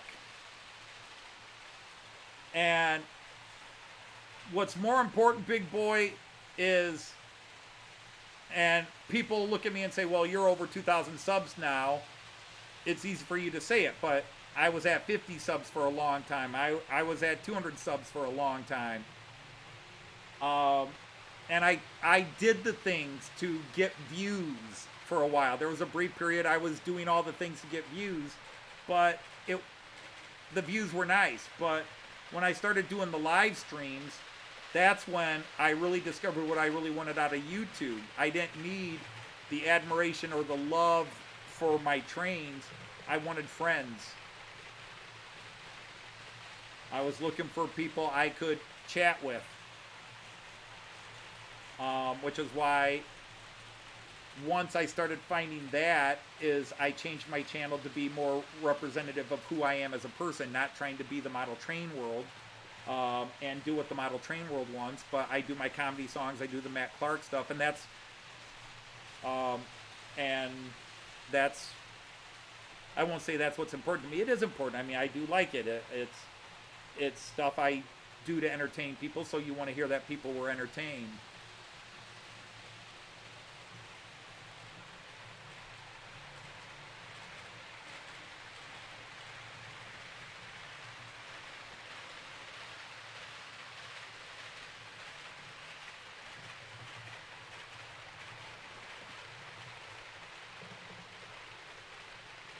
Well, again, my channel is growing, okay? I'm growing at a higher rate. Most of my career, my first 5 years, all right, let's say I started my channel in 2018. That's when I first posted stuff. But I already had 10, 15 subs just because friends and family, even though I had no content. And then I posted some running sessions I did, but I wasn't talking. And my goal was to just meet people. When I started YouTube, my goal was not to grow my channel. It was to meet people. And I didn't care about subs. And then as I watched other people, I said, oh, well, this is what people in the train community do. So I need to do videos like that. But despite the fact that my career was standing in front of people and talking, I was not comfortable turning on a camera and talking to people I don't know. And the only way I could do that was to use what I've always used in tough situations, comedy. And so I created the Ghost of 2015. And the back and forth between 2015 got me in front of the camera, and then I could say, here's what I've done on my layout this week. But I do nothing that tries to grow my channel. My channel is growing of its own. And so I'm not a model to follow. Because even though I have X number of subs, 2230 or whatever I'm at now, and I've had a lot of people to thank for getting me some boost at times. But the fact is, there are people that have 400, 500 subs, but their videos get 6, 7, 8, 900, 1,000 views. My videos get 150 to 200 views because there aren't that many people interested in seeing what I'm doing. Because I'm not doing the stuff that is supposed to draw people in. Because I'm getting people subscribed because they watch one of my shorts or they watch one of my introduction videos and they subscribe. But only a few actually stay here and watch the Matt Clark stuff, watch the parody songs, and come to live streams. And those are the, I hate to say it, those are the only people I care about on my channel, are the people that I am on a first name basis with, that we say hello, people that I would like to meet in real life or have met in real life. Hey, Trackside Mike, welcome in. And there's a lot more people I'd like to meet, but I am not a person that can tell you how to grow your channel. I can tell you what you're supposed to do. Thumbnails, consistent content that shows what you're doing. I'm working on this train, I'm fixing this, I'm building this layout. That stuff gets more views. Product reviews. And if you really want to cheat, do a bunch of negative videos. You'll get a lot of negative feedback, but negative sells. You know, do a video, why Hornby sucks, and you'll get 1,000 views. Slagging people off, you'll get a lot of negative feedback, but you'll get a lot of positive too. But otherwise, you know, and then quality of camera can affect things. Like if you're doing a video showing repairing a train, is it too dark to see what you're doing? If you're doing a video showing your trains running but nobody can see them, you know, but you got to do what you can do with the technology and stuff you have. I look for people that are having fun. The people I subscribe to and watch their videos, it's because they're all about fun. I wouldn't say I model myself on Alan here or Hot Dog Pilot Andy, but every time Alan Reynolds, Alan Wiles, every time they put on a camera, it's a smile and friendly. Another thing to do is to consistently go into live streams and videos and take part, talk to people, comment. Get them to know who you are. But don't go to that 40,000 channel or 20,000 channel, expect them to love you and give you a shout out. Make friends with the channels you see around here. But don't make friends just to grow. Make friends because you like those people. And then they will advertise for you. I never paid the guy, but I went into a live stream 2 years ago, I think, and I had just gotten to know Andy the Hot Dog Pilot, and he had come to my live stream a couple of times, and I just popped into this live stream. It was the first time I was on that person's live stream, and all I see is Andy Hot Dog Pilot saying, "People, you got to come to Anthony Dodge's Friday night live stream. It's the best live stream on the web." Now, I disagree with that. By far and away, I disagree.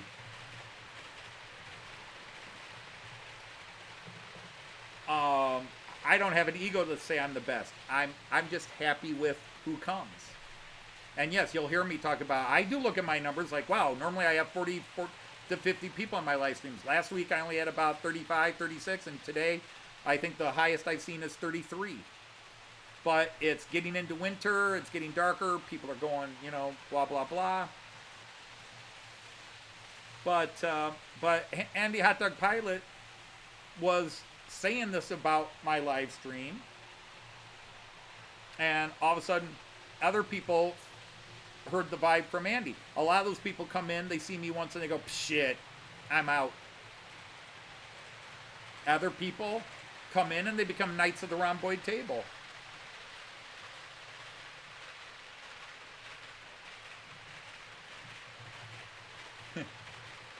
There's always somebody live, but you know, Friday there were a lot of people. There used to be somebody who went on Friday at 6 o'clock, and then of course I don't think it's negative to say the names, but there was Cousin Vinny. Vinny had a great live stream on Fridays at 8 p.m. my time, but health issues got in the way, and then his hobby kind of got shifted, and he went into model ships and stuff like that. And he I think he still does some model trains, although I think somebody I heard might have said that he really cut his layout way back. But life happens, you move on. You know, Jason, think of this. A couple of years ago, you were one of the 5 on Sidetrack Sunday. Sidetrack Sunday was my favorite live streaming show. It didn't matter who was hosting, but it was the 5 of you, the original 5, Heath, Jason, Rick as the come in, Ray, and John. You each offered something different. And Sidetrack Sunday is my entire family usually watches Sidetrack Sunday. But then life happens. Job, work, the commitment to Sundays. You know, I could never really do Sidetrack Sunday, not that I've ever been asked, but I could never do Sidetrack Sunday anyhow because Sunday is a family day. I could not host the show because every Sunday my kids come over, my grandson comes over, and we hang out together. Now they usually start to go home about the time it starts, but I'd have no way to prep it, and you know, sometimes they don't go home till 8, so I could not commit to us doing a Sunday show. And Sparky was, oh my God, Sparky on Wednesdays. You had Sparky on Wednesdays. But now, you know, like Dave does, Dave from Scott Rails does Friday night at 8. And I do try to pop in. Sometimes I just pop in, but Friday after my live stream, you guys have all seen, Joyce wants dinner. You know, we got to go take care of dinner. And then there's usually stuff we got to go do some running. And so I don't get home. And Fridays and Saturdays, I tend to go away from the TV for a while. The same on Tuesdays and usually Wednesdays. I gave a couple of nights where I'm not on YouTube watching videos. And since Heath moved, I used to be able to watch Heath. Now I can't watch Heath because he moved days. I miss seeing Heath, but he's now on at a time where I'm not watching YouTube or can't watch YouTube. Yeah, I have too. Actually, I remember Sidetrack Sunday when it didn't have 4 hosts. Or 5 hosts. It was, and the friendships and the bonding. But as I was saying, life happens. And I'm sorry to apologize if anybody's saying something to me. Just do the @ if you can. If you're on the phone, then maybe capitalize, because I've been ignoring the chat. My apologies. But this was a topic, and obviously I've got opinions on it. But in the end, you got to decide what you want. For example, I don't, you know, the problem is I do name names because I'm not being negative. I love Heath. And when Heath started, you know, at the height of the pandemic, Heath was coming to live streams, but Heath from day one said his goal was to set up a channel and grow his channel and really get into the community. Okay? And there's nothing wrong with that. But know what you want to do. You know, there's hundreds of thousands of guys with model train channels. And yes, there are guys with 100,000 subs or whatever SMT mainline is up to now. Sam's trains out of the UK, but I think SMT is bigger than Sam. You know, there are guys with 100, 150,000 subs. 40,000, 50,000 subs, 20,000. No matter how big you get, there are much bigger fish. And each of them can tell you their secret, and it doesn't mean you're going to be at that size. Sometimes it's the domino theory. You get in the right place at the right time, and everything falls for you. But as I was saying with Charlie's comment, which got me on the spiel, is I can tell you what you can do to grow your channel, but I would not be one to model it on, because I do so much that chases people off my channel.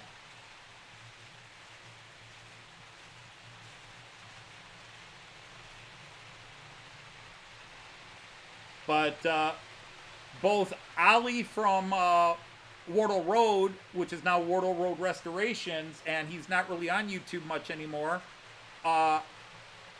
I was one of his first subscribers, and I told him on his first video and in his first live stream, I said, you're going to be big. And he got up to 8,000, and he would be 10, 15,000 at least if he had stayed on YouTube. But life, job, relationship, buying a house, all those things come into play, and YouTube time harder to do.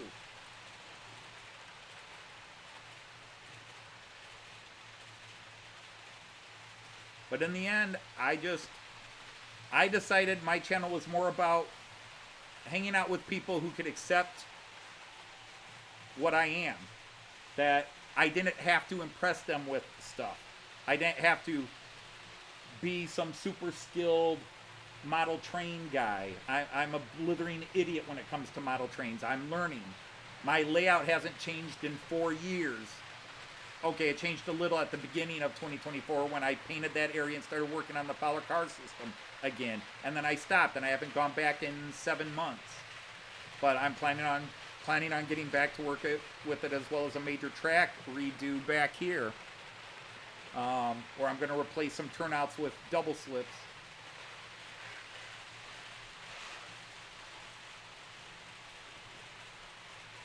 Colin from Woodthorpe International. Great to have you, my friend.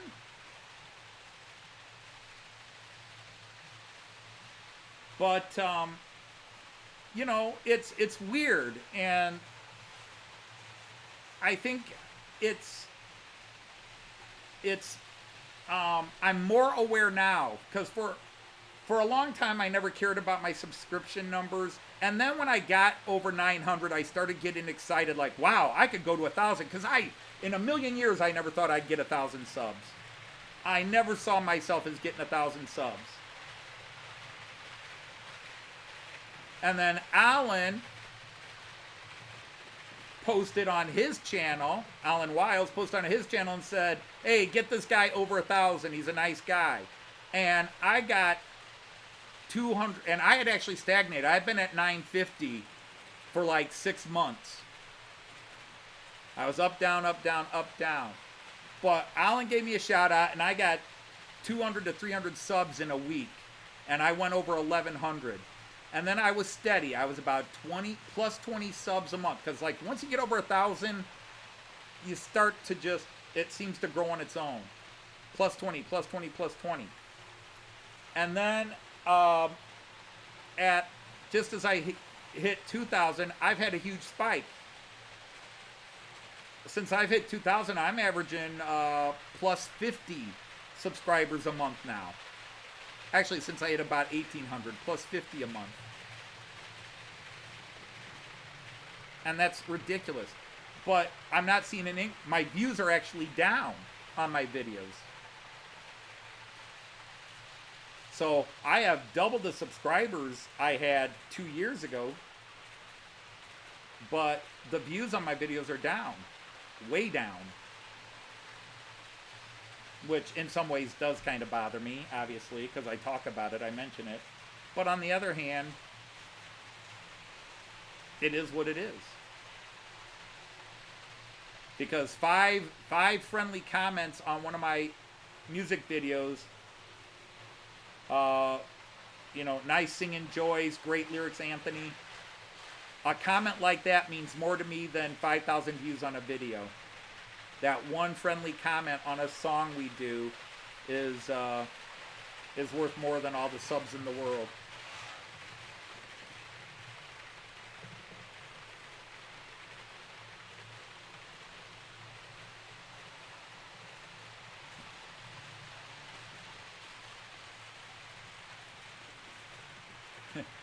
Oh, you'll get there, Alan. You'll get there. But the funny thing is, now that I'm at the size I'm at, a lot of the channels I loved were at this size when I had 200-300 subs. And I thought, wow, they're big. They've got 2,200 subs. Well, now I'm at 2,200 subs and I don't feel big. Probably because I don't get, you know, I don't get the 500 views and the 100 comments per video. I get 150, maybe 200 views, and then 20 to 30 comments, and I can respond to every comment. I can't imagine somebody like, you know, say Richard at Everard Junction or Richard Watson at New Junction, where they get 200, 300, 400 comments. They can't respond to all those. There's no way you can respond to all that. So I'm happy, even if I have the numbers, I like the fact that I can respond to everybody individually and see everybody.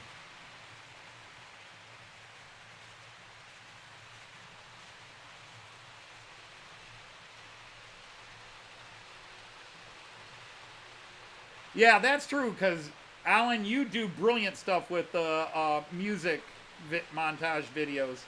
And yet, Train Freak, yeah, and that stuff will draw. Now, again, most of you would have never seen it, but back in 2019, because I was doing the silly stuff called the Model Train Outsider show, I started doing a serious show called the Märklin Outsider, where I was trying to explain the Märklin system. And suddenly my viewership went from 200, you know, 100 views per video and 200 subscribers. I went up to 500 and 600 subscribers and 1,000 to 4,000 views per video. So every one of those episodes went well over 1,000 views. of the Märklin Outsider, except for one. But they all went 1,000, 2,000, and two of them went up over 9,000 views, which at the time I only had 600 subscribers, 500, 600 subscribers. That was like, holy cow, I went viral.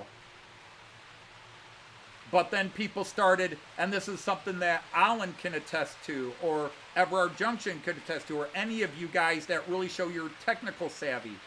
People start wanting you to do things for them. I started getting people asking me, telling me, show me how you wire block detection in C-Track. And I'm like, I'm not doing block detection. Why aren't you doing block detection? You got to do block detection. I don't want block detection. I'm not going to do it. Well, can you still do a video on it? No, because I would have to build a layout to do block detection. But here's a video in German on how to do block detection. I'll translate it for you. No, I want to see it being done. Well, then I have to go out and buy all the track and the wiring and blah, blah, blah to do the video. Are you going to pay for that? No, you do it. It's your layouts. No. So you start getting those people that want something from you.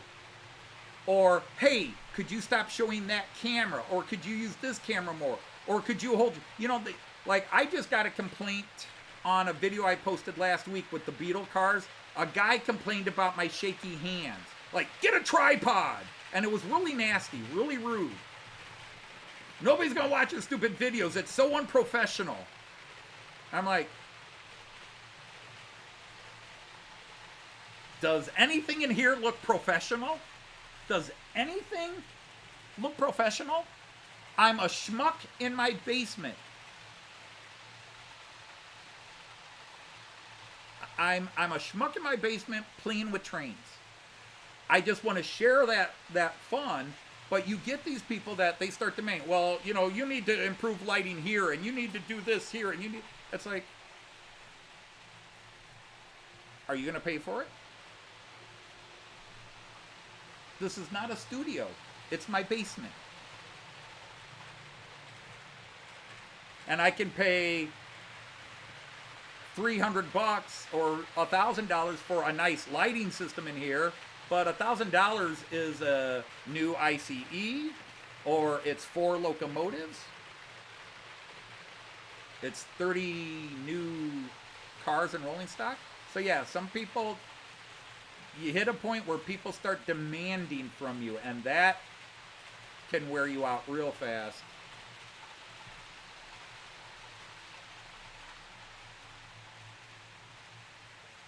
Oh, I don't know, Alan. I know a lot of people who do DC and do bus wiring because it's just to run consistent power through the track in DC. That's one of the things I always joke about here. This entire layout is run by 2 power lines. The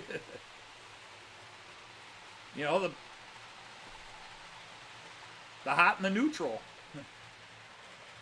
All right, Jason, take care.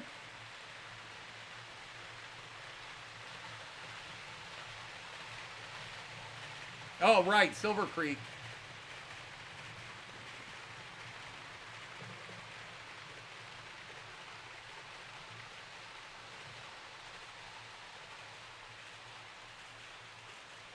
But, everybody,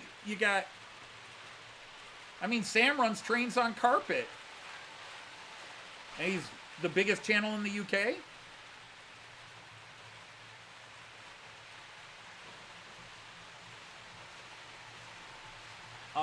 And see, a lot of people talk about how doing its work. The only work I do for, like, my channel, when I make a video, I turn on a camera and I film it. I think about what I'm going to say a bit, but usually I wing it.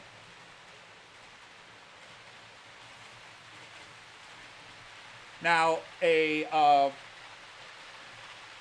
song, I put a lot more work into one song video than I do for anything else, except a Matt Clark episode. A Matt Clark episode is the most work I put into anything I do on YouTube. But it's a labor of love, so I don't see it as work.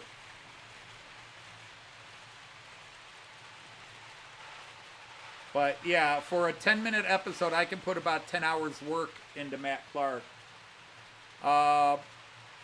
It's about 3 to 4 hours work for a 5-minute song video when Joyce and I do it.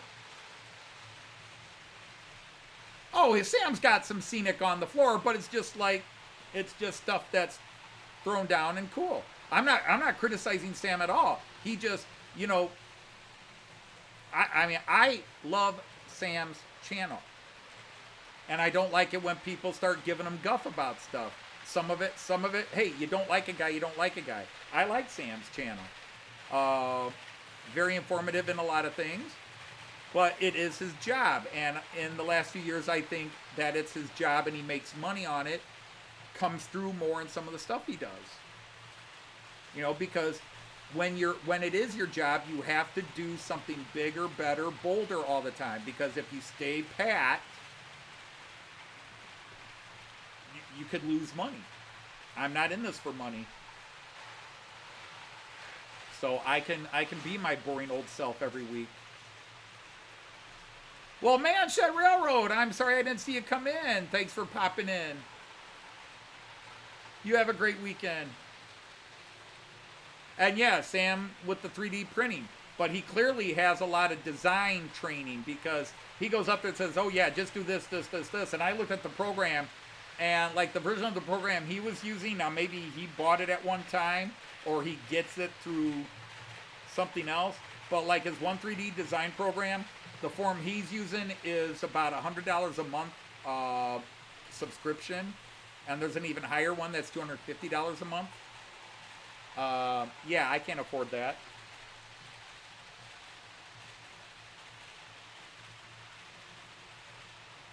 Simple 4x8 with 2 main loops and a couple of sidings.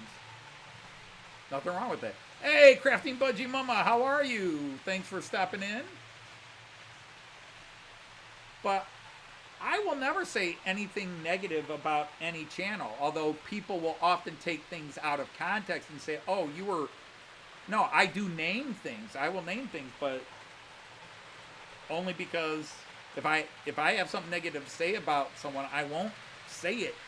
The only time I ever went negative about a channel was I didn't even go negative on the channel. Somebody insulted another channel, and I felt that was out of line. But I loved the channel. Just wish the person wouldn't talk negatively about other channels, especially by name.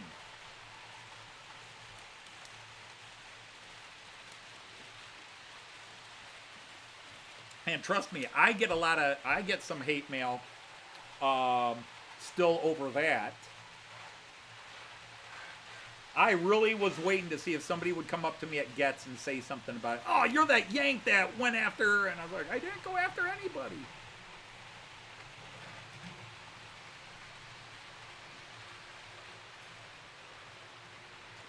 But, you know, and that's why with my live streams, I talk about we play Switzerland here. We're neutral. Everybody's welcome unless they specifically anger Joyce and me. Only one person, no, check that. 2 people have been banned.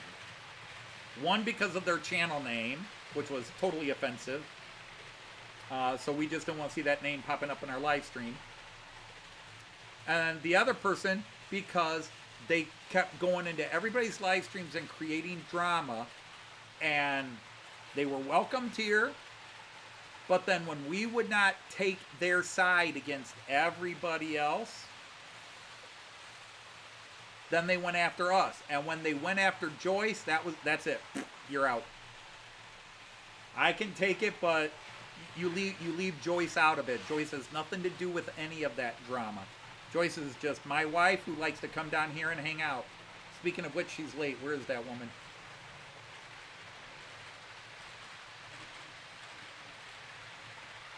We're warmer today than we were yesterday. Yesterday, the high didn't get over 38 degrees. Today, we got up to 50.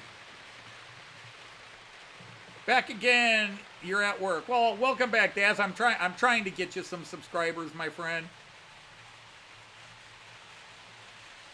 Well, you know, the fact is the vast majority of people online are just like the vast majority of humans. They're good people. Yes, they're jerks and idiots, and one person's jerk is another person's hero.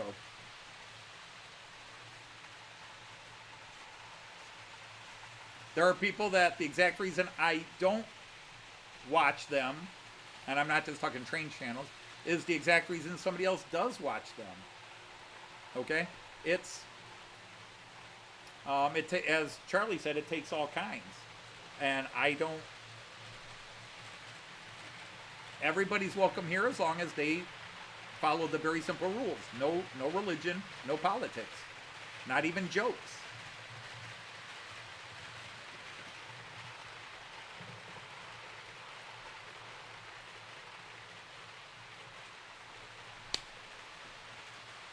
So yeah, I'm going Fahrenheit. It's 41 where you're at. Yeah, we, well, I don't know where we're at now. Beep, beep, beep, beep. Yeah, we're at 47 right now. Well, let me update it. 47 Fahrenheit. That's what, 12 Celsius? 11 Celsius?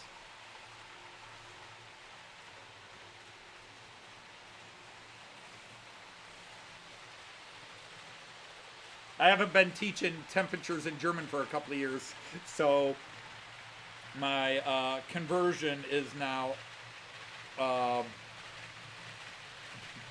little weaker.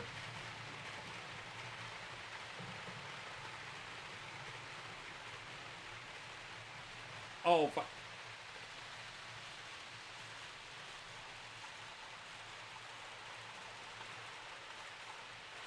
so you're about 1 Celsius there. So 5, 6, yeah, okay.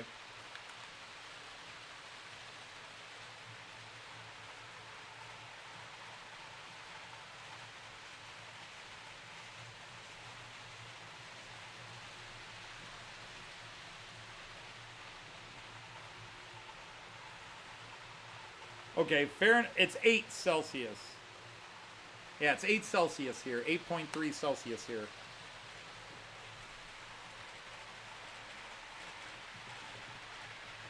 So yeah, like 11 is mid-50s. That's right, 11's about mid-50s.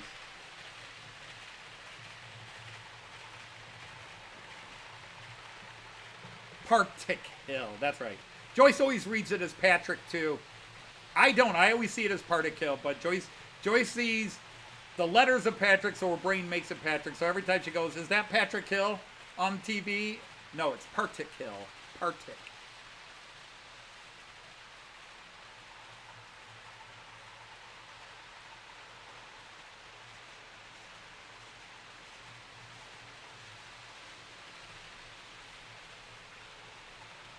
But yeah, it's see, I like people. There are individuals I don't like, but as a whole, I like humanity. I think we're awesome. There are some of us that aren't so awesome, but most people are good people.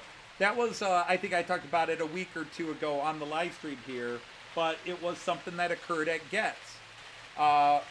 Joyce actually had, I think, the combination of some things. She started feeling claustrophobic and a little dizzy and had a headache, and she needed to get out of the building on Sunday. She just, honey, I gotta step outside. Now she told me later she felt like she might pass out. I'm like, oh great, so you walked away alone because you thought you might pass out.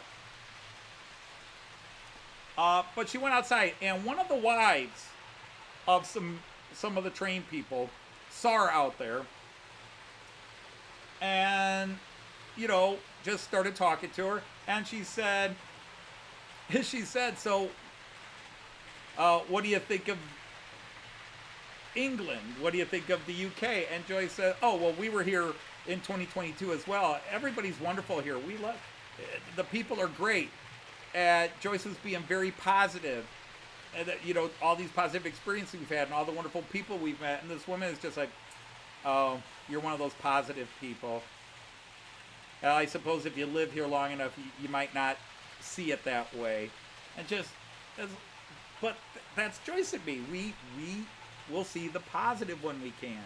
That doesn't mean we don't see negative things, but we went to the UK. We didn't see the negative people. We ran into 2 negative people. Well, we didn't run into. We saw one guy, a bike, cussing at somebody. And then a waitress at a restaurant where our food got delayed or never got, and we got up and leave, and she looked it up like we had yelled at her, and we're like, We have to leave. I'm sorry. I'm sorry it did come. We have to leave.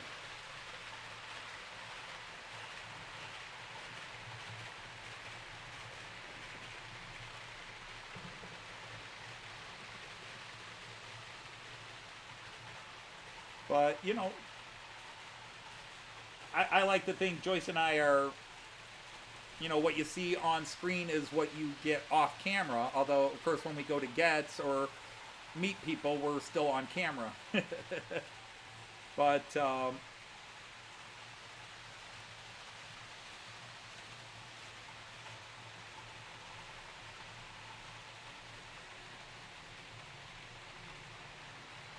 well, they would know from your accent you're not Irish, except most Americans wouldn't know the difference between an Irish and a Scottish accent.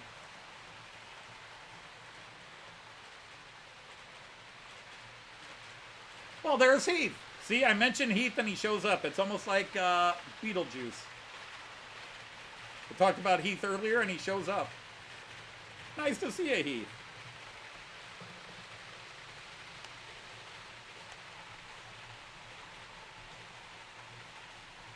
I love the UK, and I'm about 1/8 English. Actually, I'm, yeah, 1/8 English, 1/8 Scottish, and then 3/4 German. The Dodge name came from England. Everything else about me came from Germany.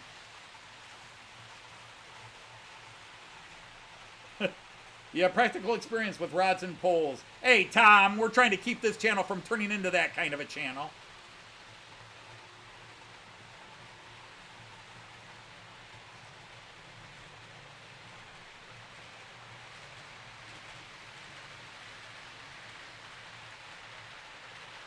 Eating dinner while you watch trains runs. There's not much better. There are a couple of things better than that, but I won't be watching trains run while doing that stuff.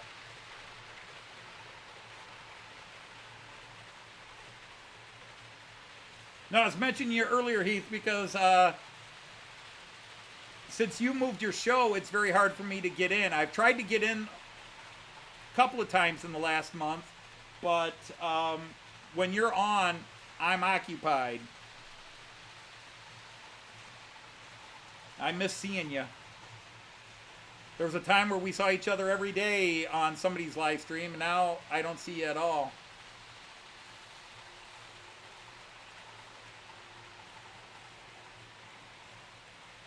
I generally have Heath for breakfast. Indeed. Your dad was born in Hull and never became an Aussie citizen. Well, I'm too removed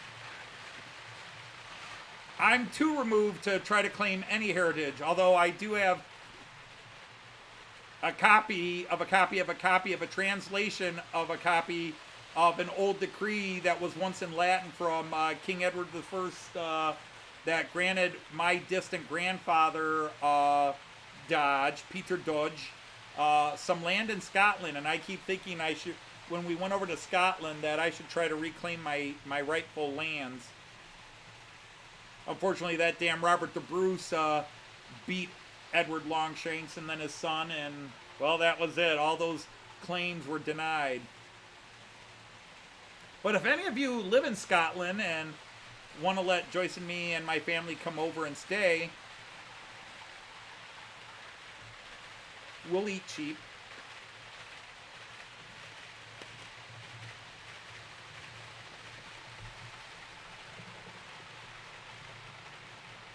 Your lane track. Well, that's cool.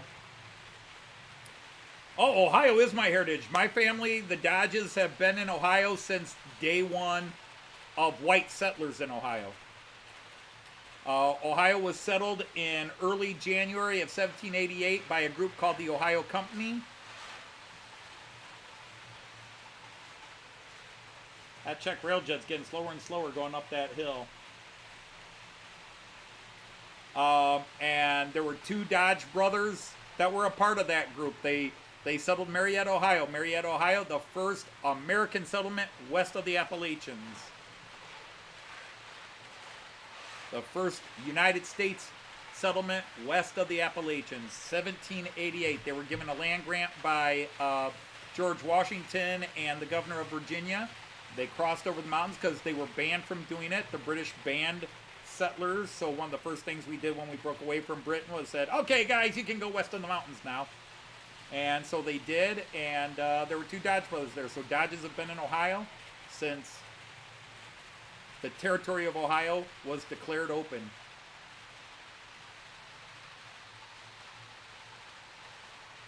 Not much room in a kitchen in Glasgow.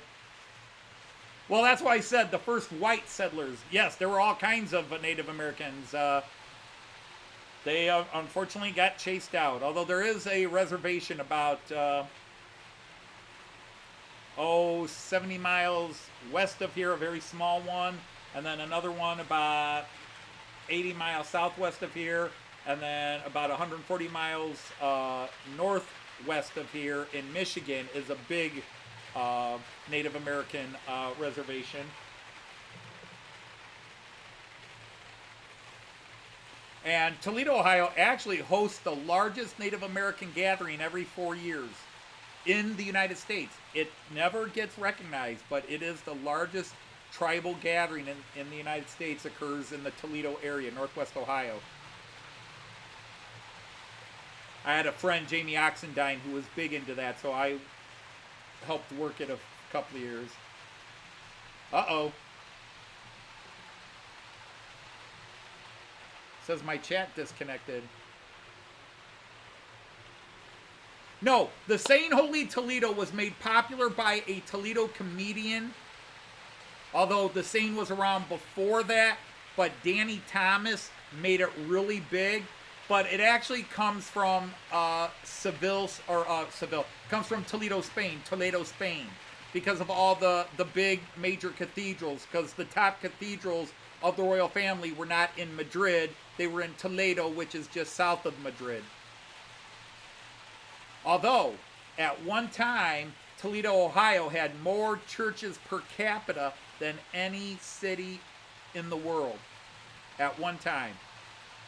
But that's because we had all these little churches that were in people's houses. The first church of Pfingster, crazy stuff. But yeah, Danny Thomas made the phrase Holy Toledo popular, but it had been around for a couple of hundred years before that. But it's because of the major church of Spain, the major cathedral of Spain, was in Toledo.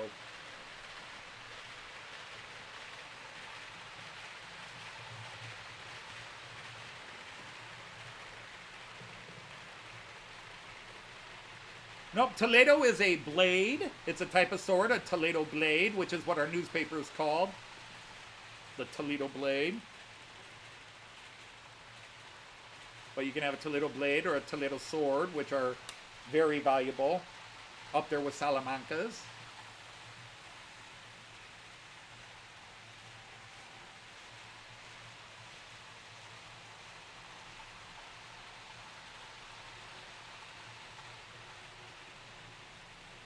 But, nope, Toledo is famous for the Jeep. We are nicknamed the Glass City because at one time, more glass products, including fiberglass, was produced in Toledo than any other city in the world. So we were the glass capital of the world. We were the original home city of Champion Spark Plugs. We're from Toledo originally. And then Danny Thomas, the comedian and actor from the 40s, 50s, and then his daughter Marlo became famous as that girl in the 70s, or in the 60s into the 70s. And now she's probably most famous being married to Phil Donahue. Although most people probably don't know who Phil Donahue is anymore. Yeah, there's a German... Volkswagen subsidiary company releases a car called the Toledo 2, but it's not the Triumph.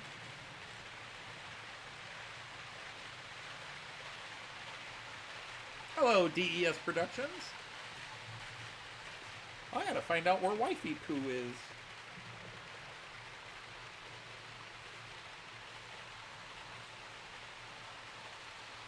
I can't believe she's stuck at work again.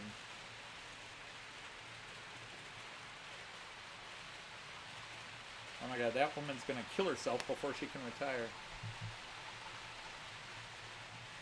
Yeah, Sevilla has the, Sevilla had one of the largest cathedrals, if not, well, no, because the one they built in the 1890s is now the largest.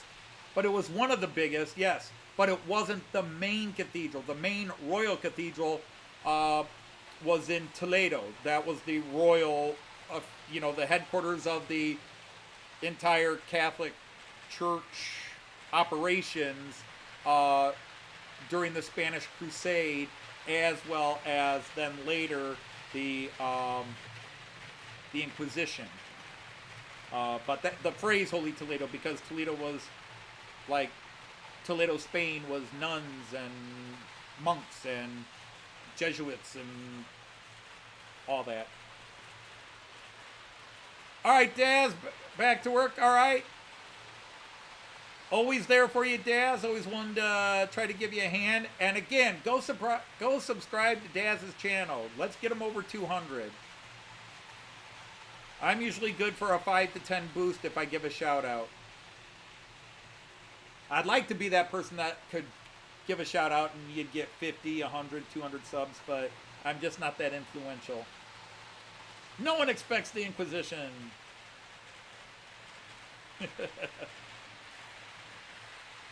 And that was the funny thing when it was both true but appropriate. When we got to Getz and Andy was there and his son, I didn't know his son Richard was coming for sure. So when I saw his son Richard, I was like, hey, Richard, I wasn't expecting you.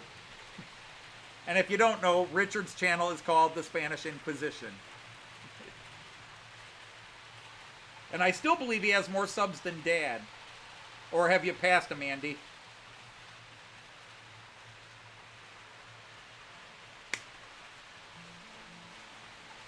But anyhow, if you came into the channel and don't know what I'm running today, well, neither do I. We are having International Day. There, I'll go to the camera where no trains are running. I have 6 lanes on the main layout, and each one has a train from a different country. So you're seeing the white ICE from Germany. You're seeing the Flying Scotsman from the UK. Any minute now, you'll be seeing the Italian night train. There it is. And an American ICE-3, which is a fake. That train never existed. And then we have an Austrian Railjet about to come into picture. And what you won't see because it's being blocked, but we have an Czech right there. Oh, the train's got out of the way. There it is. That is a Czech. So we've got Austrian, German, Czech, Italian, American, and the UK. So 6 different nationalities. All right, thank you, Lee. Take care of yourself. Say hi to Jackie for us.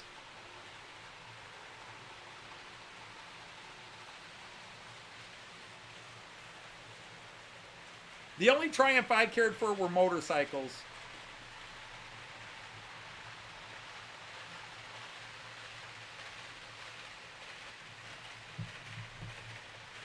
There's a lot of popular Triumph cars over here, but I always consider them tin can death traps.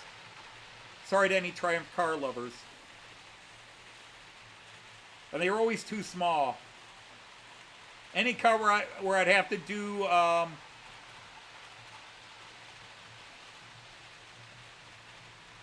oh crap, I can't think of the ex-football player that became an actor in the first Police Academy movie where he had to rip out the front seat and sit in the back seat to drive the little car. That's how I felt with a Triumph.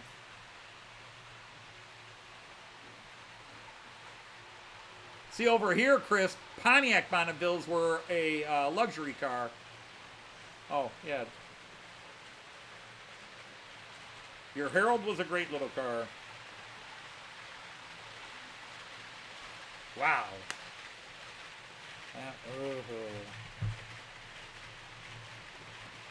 Oh, the TR7. The TR7s were popular briefly over here in America.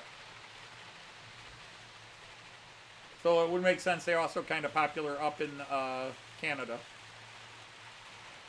Yeah, Joyce and I were supposed to go to Niagara Falls a couple of months ago before she went back to work, and we were going to take 4 days and go up there and try to meet people in the either Toronto and Niagara Falls area, but then we had to cancel. Yep, Kyle, I'm always on till 6 p.m.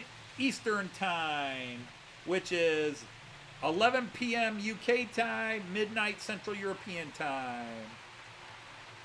What it is right now in Eastern Australia, I have no idea, because our clock's changed and your clock's changed, and I think you're like 16 hours ahead now.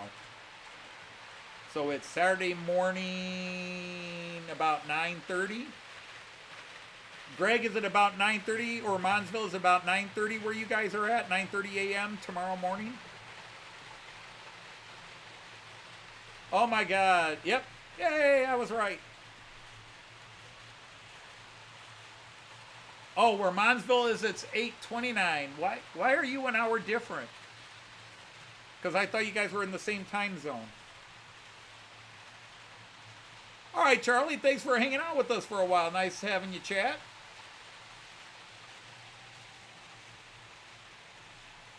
Oh my gosh. I had McAfee, which I got rid of, about 3 years ago on a computer that no longer has any protection on it, and the McAfee ads pop up non-stop. And I've deleted McAfee off this computer, and it'll reinstall it, and then the ads, you need McAfee, we're running this background check for you, we're running this security check for you, no.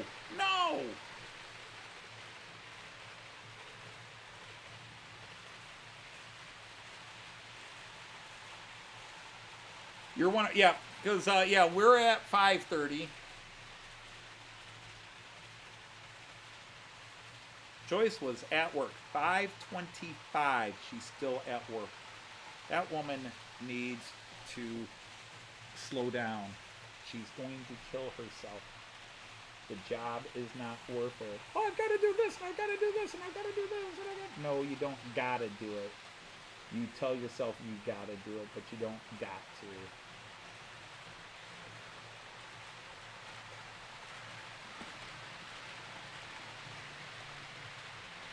Yep. Well, hello, Market Zante. It's actually an IC3, which is technically not a Volaro. An IC3 is a 403, although they look a lot alike. But yeah, it's a fake. It's a hypothetical. It's an IC3, but given a fake Amtrak livery. Train never existed, but at the time it was the only American train I could get. Now I've got an actual ICE Amtrak, the one that actually ran in the United States. I could have run that one, but I didn't want to. It needs still a little bit of work on it. Oh, I think it's gorgeous. I think it's really sharp. Absolutely. Totally agree with you, Mark. That's why I bought it.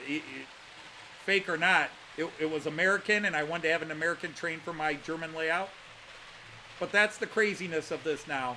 I am trying to build a German layout, but I have an Italian train, and Austrian, and Czech, and American, and British. We're all happy. I guess I should build a miniature Wonderland, and just, well, this will be my Italian section, and this will be my English section, and this, you know. Actually, I do have an English section. It's in that video over there. The UK stuff on the floor. Oh my God, this gnat. I've killed 2 of your partners, but you've escaped me so far.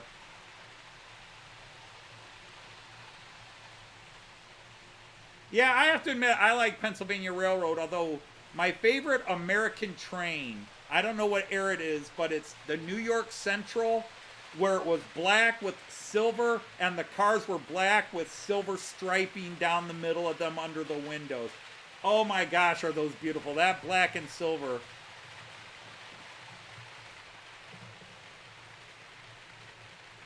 Oh, of course there is.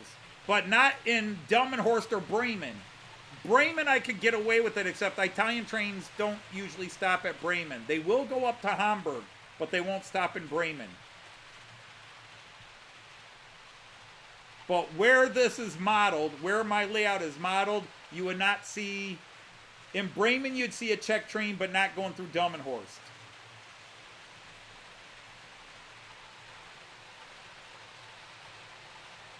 And Austrian trains usually don't come further north than Munich or Stuttgart. They'll usually stop and change over to, like if you're booking with the Austrian rail line and you say I want to go from say Vienna to Hamburg, they'll put you on a rail jet from up to Munich, and then at Munich you'll switch over to a German, either ICE or IC or IC2, one of the ICEs, and that will take you the rest of the way. But their ICs and ECs do not go further than Munich or Stuttgart. They'll go over to Stuttgart or up to Munich, but they will not go up to Hamburg as far as I know. Hello, Eric, and hello, grüß dich, Willi.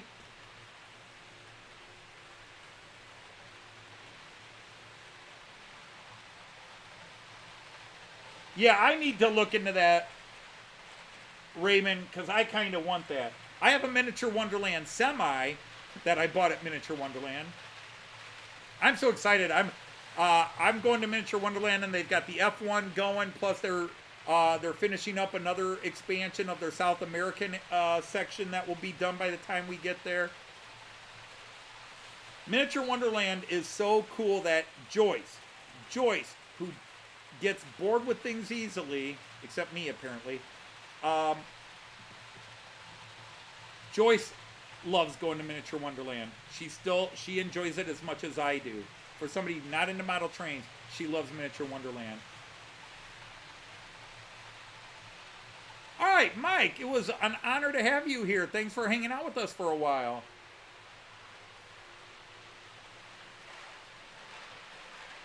But I've been to Miniature Wonderland 6 times, and I'm about to go for number 7. I think that's pretty good. I know people that go to Miniature Wonderland several times a year, but that's because they live where they can do that. If I lived in Germany, I'd be going to Miniature Wonderland multiple times a year.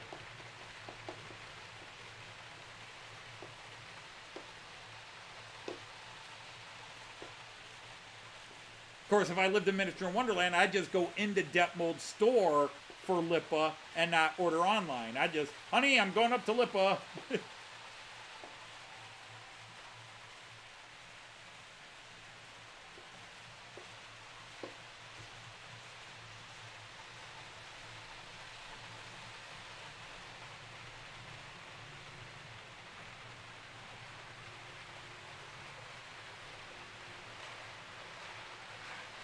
Yeah, after the wall came down going into the east.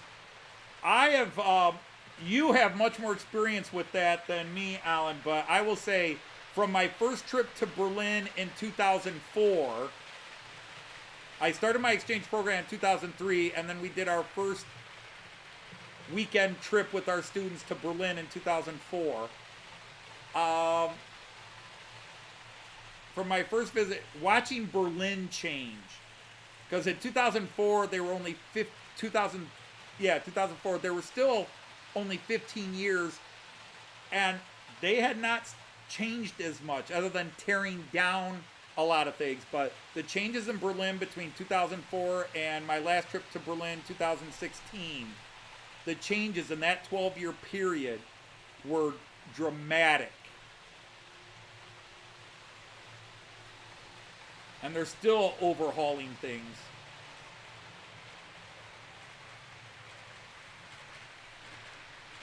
Yeah, I will talk anybody into going. If you get to Europe, you got to go to Miniature Wonderland. Especially if you're into trains. But even if you're not into trains, the place is so cool anyhow. It's an experience. The airport. I know people that just go to the airport.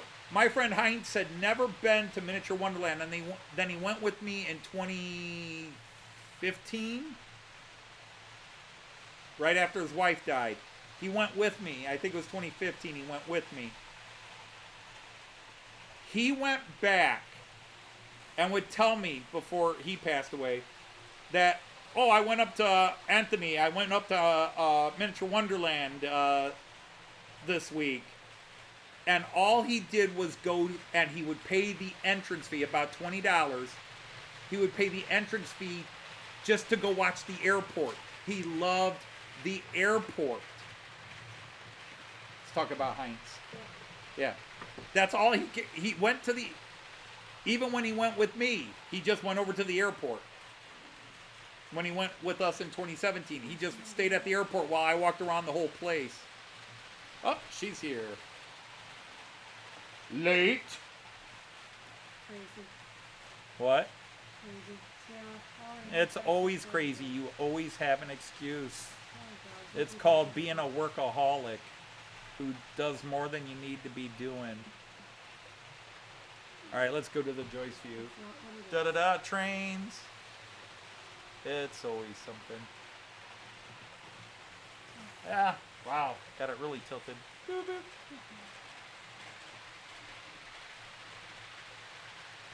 That's good enough. And then, oh yeah, the mic.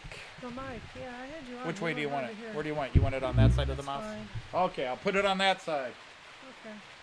All right. Well, first of all, hi everybody. All of you. Hello, hello, hello, hello. Joyce is not a wizard. So- she looks tired. Hi, Kyle. Hi, Randall. Hi, Zantek. Zantek. Hi, Mark. Leslie. He's Mark. He's Mark. Okay. Another Mark. Hi, Greg. Raymond. Hey there, Tom. Hi, Andy. Hi, Andrew. All Andrews. Hi, Alan. Hi, And Tom both Houston. Allens. I don't know. Hello, Monsville. You know Tom. He's been here before. Okay, I gotcha. Yeah, I am tired. You are tired. Yeah, where is Dino? He's only missed one since he Yeah, started coming. yeah, really. Okay, yep. Hello, Colin. For Colin is- Woodthorpe. Okay, hi, Colin. Bailey. Oh, is- Chris. Is Chris? That's right. I got it. I'm getting there. So, and just if I missed anybody else, hello to Mr. Allen Reynolds. I think I missed that. Well, you had both Allens. Yeah. So The both 1L Allens. and the 2L. Yeah, I got it. So anyway, and just I'm sorry if I missed anybody in that tirade. I rushed home. I'm a little out of breath. Well, you know, I had to help and Say what? Oh, right. the ADHD. I have to get everything ready for the next one. And I couldn't find something. I think it must have got lost in print shop because I looked at it, I actually had it. That he needed Monday morning, and it just was busy. I'm sorry to hear that, Mark, because obviously Just nuts. Kato is a great company, but every company can make a great model and have a lemon where the whole series is a lemon, or a part of the run was a lemon. Rough, bloody, fluff from the driveline, huh? Yeah, Leslie, that's what he said. He had a Cato local not working right. Oh, it got flooded down there, huh? All Yeah. right. She talked about how it was a surface flood, so like her Yeah. pool over Gotcha. where she's at, Oh, gotcha. Okay. where they're at. Well, yeah, you're in your summer, almost summer, late spring. We can had- get very strong spring rains too. We had flurries. But Yeah. nothing really stuck on the ground. It The stuck on ground is- cars the ground is and too, some roofs. Yeah, the ground's too warm. but the ground is So still too nothing warm. can stick yet unless it really overwhelms it. So, Belgian locos are great or hideous? Yeah, but Chris, my opinion with Hellion, apologies to my friends in that country, is that yes, they have some great Alan, the ones, but comedy it's team. usually Yeah, the we got latter. it. It's usually the hi, latter. Mike. Oh, Mike Oh, is it's here. not I the thought he wet was season leaving. yet. Okay. Yeah, nice to see you, Mike. So, yeah, we get it. You're laughing at Alan, yeah. You're the But we did comedy have some team. flurries when I had my grandson. We went outside to get the garbage can and bring it Yeah. back about 4 o'clock it or had whatever it snow was. on it, yeah. And we were snowing, and he Yeah. was trying to catch Opa, catch snowflakes on your tongue. Cute. Oh, hello, Attila. We're glad you're here. Oh, there's And there is no worries about Attila. being late for as early in your day as we start. Well, it's now where he at. It's Yeah. 9:43, so it's not that. Yeah, but still, it's Yeah, you just got here. We're normally at the time where I you know. start asking the notorious question. yeah, dinner. My stomach's growling. Yeah, you look really tired. Yeah, well, I didn't get any sleep the night before. And did you didn't- better well, yesterday. You did better last night. I did better last night. She's but on the steroid. she had a For- root canal earlier right. this week. So she had a root This will canal. help you. Okay. So she's on a steroid, and Which causes so she's not insomnia. sleeping. Yeah, it causes insomnia. Usually, I mean, I have, it's such, I've had it enough, I know exactly the stages. First, I get a very, very bad headache. That lasts 24 to 36 hours. And then, usually, the insomnia starts after that. No, it didn't. It started the same day, so I could not possibly get to sleep. And, oh, the YouTube chat's acting up? Okay. So, yeah, I had the root canal. There's some point I have to get a crown, too. I'm an Sounds outsider. I am an outsider. Like, Yeah. Steve Childers keeps calling me, like, Anthony Dodge, know. the model train insider, at least when he's here. I am not an insider. I am an It was outsider. a crazy day on Tuesday. I had to do my formal lesson for the principal to review me. Even the chat we had earlier. Tutoring. Had a kid pee her pants in the middle of that. And thank goodness my friend was there and grabbed her. And teacher friend. And then finished the day with a root canal. It was pretty epic. Yeah, you had an epically Yeah. bad day that day. It was an epic day. So, but yeah, quite honestly, I And did did you too. mention starting with the cat ripping your arms apart? Oh yes, and yeah, we had to catch the cat because there was a vet appointment for it. And yeah, she cut my The two of my Eurostar hands here. is Cut a pretty hard. Beatles, isn't it? The Eurostar isn't This the one model, it is? That one really needed a stitch. Yeah, but Because they it don't was stitch so them heavy. anyhow. They don't. Yeah, I talked to the school nurse. She talked to her husband, Who's a doctor? who's a doctor, and he said no, because of animal bites or animal scratches and bites can get infected so easily, they will not stitch them closed. So I'm just gonna have a very wide scar and longer to heal. Isn't the Eurostar a Javelin, like a 390 or something like that?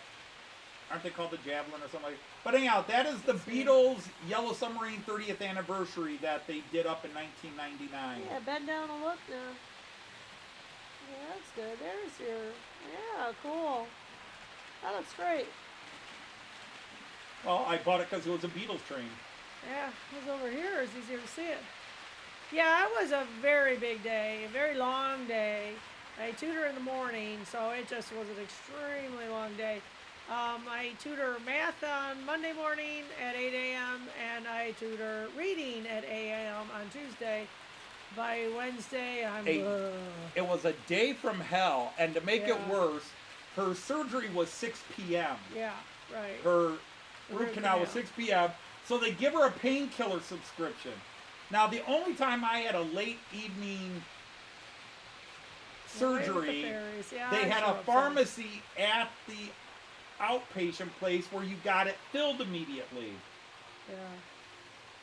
No, they call her script into our pharmacy, and our pharmacy is They couldn't get it done that day. we 'cause I can't asked, get it "Can I done sit and tonight. wait?" There's And only he three says, "There's people only three working people right here." now. So all her painkillers she didn't get until the next morning. So she had to use Yeah. her basic over-the-counter stuff. Yeah. So anyway, I mean it's okay. I mean at this point now, it's not bad at all to chew and things like that. So it's definitely healing and fine. This is healing okay. She had testing this week, like she just mentioned. She had one of her official evaluations where they come into the Yeah, room and they observe and have to decide do whether it. you're a good teacher, I'm and then sorry, Xantic. and then the state orders them. The state orders the observers to find as much as you can to criticize the teacher Pretty for. much, yeah. Yeah, like So We literally, this was a statement from the head official of our Check or state of Jim, the Ohio. great The painkillers. teachers are scoring too high on these evaluations. Yes. We need to grade them yeah, harder. that's right. Yeah, Teachers are doing too well. They pulled us into a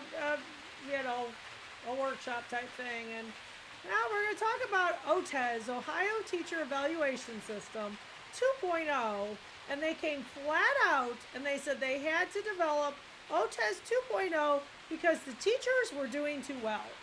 Yeah. So instead of saying, "Wow, these teachers are good at their I job," stopped- no, we got to grade them harder and prove they're bad at their I job. shut it down at that point. I thought that's the most ridiculous thing I have ever heard. You're in 4th grade. I No, teach- you're 5th grade No, I'm 4th grade, so I'm teaching Oh, you 10, are fourth, 10-year-olds. because it's 4th, 5th, 4th, 5th. Yeah, I bounced around a few grades. But you've so been yeah, 4th grade I the have last the couple years. 10-year-olds, and I'm just staying there till I retire. So I can retire next year, but I'm really trying to go another extra year. But I'm telling you, if the class is too difficult, I will retire next year. But I'm gonna just try to get it there. It's a little more money on the check, and that's been my goal all my career, is to make it up 35 years. But, I finally realized at some point, I am one of the gray hairs. Even though I don't have gray hair that you can see, I'm one of the old experienced teachers. I fought that for a year and a half. I am not fighting that anymore. I am wearing it like a badge. It's usually not, Attila. It's usually not. Yeah, so I am, yeah, oh yeah, no kidding, no kidding. So anyway, yeah, it really is. Yeah, it's true. Well, that's just it. Honestly. We are allowed when So- we are observed. We're observed by an administrator, and they Pretty much. grade us and they criticize us, and then we actually have to respond. I know, isn't that crazy? And it's like, And I told my Yeah. evaluator the last time. I said, "You're fucked in the head." yeah, Said I did all this. Oh well, we didn't see differentiation in your lesson. Here it is. Here it is. Here it is. Here it Right. is. Well- But I didn't see it in your lesson because none of my kids needed it. right. But it was there and available. My students Right. know it's available, and I even mentioned it at the beginning of class. Does anybody need an extra large reading sheet? Does anybody need this on their computer? Does Right. anybody need this? You just are Oh, looking to be. Yeah, Yeah. so, but this one has never been an evaluator. I asked her, do you need me to do the questions? If you don't, we can meet on Friday. You should do the questions. Okay, so meeting. But I think she said I had it done by December 5th. Yeah. Is it okay? Well, here's the dates I'm available. Yeah, but December 5th is the week you go back. I know, so missing this week is, Right. yeah. So I'm going to work on Monday. I'm going to work on the questions and get that done to give it to her. And then I want to try to finish that class. Because anybody who's paid attention to my story about why I retired, Yeah. this is why I retired. Yeah, is it's because all the- she's up on her state review, her local review, her state license This is due. is Yeah. due. So she has to take courses for her state license, Right. plus do all the paperwork for her local Well, and our that's state another thing. evaluations. It wouldn't have affected Anthony, but they told us, I believe right now it's K8 or K5, I think is what it is. We all of us. I was comparing notes with the music teacher. We all had to take what's called the science of reading. It is a course. Now, quite honestly, I'm not hating it because I get exactly what they're saying, but I hate the concept that every single teacher, whether you actually teach reading or not, has to take the science of reading because have to- that's why the kids are failing. Sorry if I'm yelling. It has absolutely nothing to do with parents who don't Doggy. care. It's okay, dear. It's I okay. know. It's the parents that don't care, don't value education, so their students don't either, and I'm supposed to perform miracles. So I'm done. All right, ladies and gentlemen, you've seen it first on this live stream. You've seen Joyce riled up and ranting. There are a few things that Some of get you, me going. even though you've met Joyce in person, you've never seen a Joyce rant. That was about it. So, thank you, y'all. So anyway, it just is. That is what's making teaching hard. I love all my students, even the really, really punk ones. I love them. I'm on my second partner teacher, assumably the Your second partner?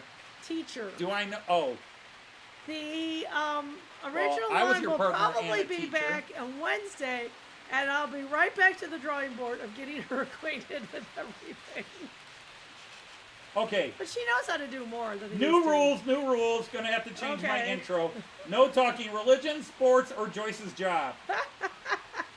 I'm sorry, religion, politics, or Joyce's job. Yeah, there you go. It's okay. You got her riled up, guys. It's okay.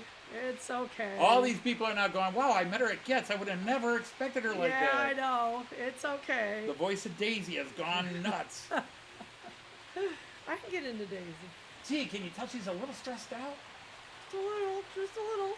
But no, I told Coleman, I says, I want to get this all done by the end But of the the funny year. thing is, you've riled up, Yeah? and a lot of the stress lines, a lot of the tired lines in your face have disappeared.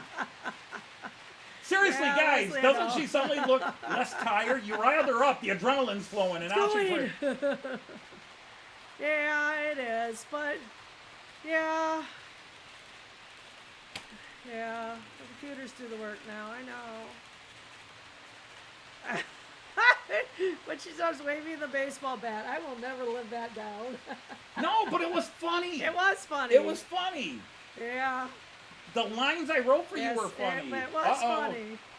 Oh, guys, restricted. Hey, Lindy. Oh, so it's time for that. Plug All your right, ears. plug your ears. Good, because it's almost time to end the It show is today, almost but time you to came end. in late, Yeah. so we'll have to run a little longer just to get quality time. No, we don't. Are you ready? Here we go. Kyan! Opa loves you! Hey, Kyan! Hey, Lindy and Chris, too. Yeah, Chris we Stevens. love y'all. The car looks great, Lynn, other than the bubbles. She knows that. Opa Bopa. Yeah, he's Opa over Bopa. that. I like that stage. It was Opa Bopa and Oma Mama. And I'll be, Yeah, he I'll doesn't be say, Oma it's Mama. just Opa now. It's no Yeah, longer Mama, Opa Oma Bopa Mama, I or think. Bopa Bopa Yeah, with the B. He dropped nope, the He B. dropped the B's. It's Opa and Moma now. Moma? Oma. Yeah. Yeah, there's no MoMA or Oma Moma. Oh, It's let's just, go out to dinner tonight. let's go out to dinner. Yeah, I think so. Out as in we're going to sit in order. Why not? You know what I mean? Because there's people out there. What do you think of Red Robins or Yeah, Red Robin sounds good. You want a Red Robins? Okay. Yeah, that sounds Red good. Robins. Red Robin. I don't do yum. I go. No, actually, the burgers have been good. The They first time I are had good. Red Robins, it was Yeah, bad. he Must didn't have just like been a it. bad He's like, night. oh, it was bad. Yeah, I had you on at school. Maybe you're like there. So, and your time. So you're saying you turned me on at school? You know, you were keeping me company. So you turned me on at school and I was keeping you company. I didn't notice any of this. It wouldn't let me chat. Also, he says Oma is it. Yeah. Yeah, he is. It's all Oma and Opa now. Go to the famous He's Irish cute. restaurant. We don't have a famous Irish restaurant. do No, we don't. I don't think so. Oh, I'm not a real big I don't do Chick-fil-A at all, to be honest. Oh no. Oh, the UK's gonna get a Chick-fil-A. Oh, No, wow. we don't do UK for a Yes. lot of reasons. Or not UK. We Yes, don't do yes. Chick-fil-A. We do don't. UK happily. Well, let's face it, Anthony doesn't eat chicken, so it kind of cuts it out right there. But there's other reasons, and we're not going to go into them because that violates the rules. That of violates the rules. of the live stream. So, We boycott Chick-fil-A. yeah, Kyle, you're telling me there's people out there. People! Hey, one of my sweet kids, she's one of my twins, the journalist, what are you doing on your Thanksgiving week? Because I'm off for a week, although I have work to do. And she says mostly hiding. So she's right on that thing. She doesn't want her cousins to get her phone. She doesn't really want to talk to a lot of people, so she's going to be hiding for the family dinner and quite a bit of the break. The Irish restaurants all over the world too. Well, I'm sorry to say, or maybe not, that it is, I don't know, you all have to tell me whether The I'm only sorry or Irish not. restaurant we had that was Irish themed closed is, about 5 years ago. I did not hit Toledo. McKinney's down there. Oh. It was a bar, McKinney's. Yeah. It was a bar, Irish pub, but it was also an Irish restaurant. That. Yeah, it was when you'd leave downtown to get onto the trail. It was always there on the corner. Filet. Well. Filet. Huh. Chick-fil-A. McDonald's, indeed. Mackey's. Anthony's been taking Cayenne to McDonald's a lot, so. Yeah, McD's is what we tend to call it. You call it McDonald's, huh? I'll give you that. They call it Mackey's. Yeah, Mackey's. Which is funny because it is Mick. No, it is Mac, isn't it? Yeah, M-A-C. it's Mac. Is it It's MC? Irish. Is McDonald's. McDonald's. No, it's a Mick. McDonald's. Yeah, it's not a Mac. Here it's a Mick. You have the filet? Well, we have a fillet. Or did I say that? Yeah, we call it filet. You call it fillet? McKayers. No to the no. I'll Google it, though. See if there's any in the U.S. What so, in the U.S.? McKayers. Oh, Am I definitely saying not that badly? Toledo. Yeah, definitely not in Toledo. McIyers. Mac. Although, There's one word, with right? a Mac, M-A-C, that would be Scottish, Sounds wouldn't it? Scottish. All right, Monsville, good night. Take care, Thank Monsville. you. No, good day, Monsville. Yeah, good day to you. Good night to us. Cheers. Good day to you. Have a great day. Have a great Saturday. It's still not spelled right. Oh, fine. No. What did I spell wrong here? I think I have a Y and it should be an A. Yeah, get rid of the K.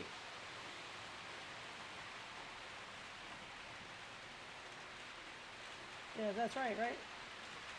I don't know. M-A-C-A-R. Double C. M-A-C-C-Y-R. But this is Attila spelling, which cannot always be relied upon. Fine, fix it. Yeah, now I see it. So no A, it's a Y. London, Leeds, Liverpool. That's where you all have it, huh? Well, next week come back in, what, 2 years? Did you mean Macy's? No. No. So apparently there's no such thing. Yeah, I don't think it exists in the U.S., to be honest. You need to do some rust work on someone's van to pass Vigo safety inspections. Oh, okay. Gotcha. I think he's punning, like McDonald's, Yeah. but he's calling it Macca's, but the Irish Could be. version, Mackaya. Mackaya? Mackayers. That could be. You guys got to help us. We're Americans. And that's nothing to say bad about Americans. We just don't call these things the same way. How are you doing on views today? We did not have a big crowd today. Yeah, I heard you saying that. We were tiny today. 232.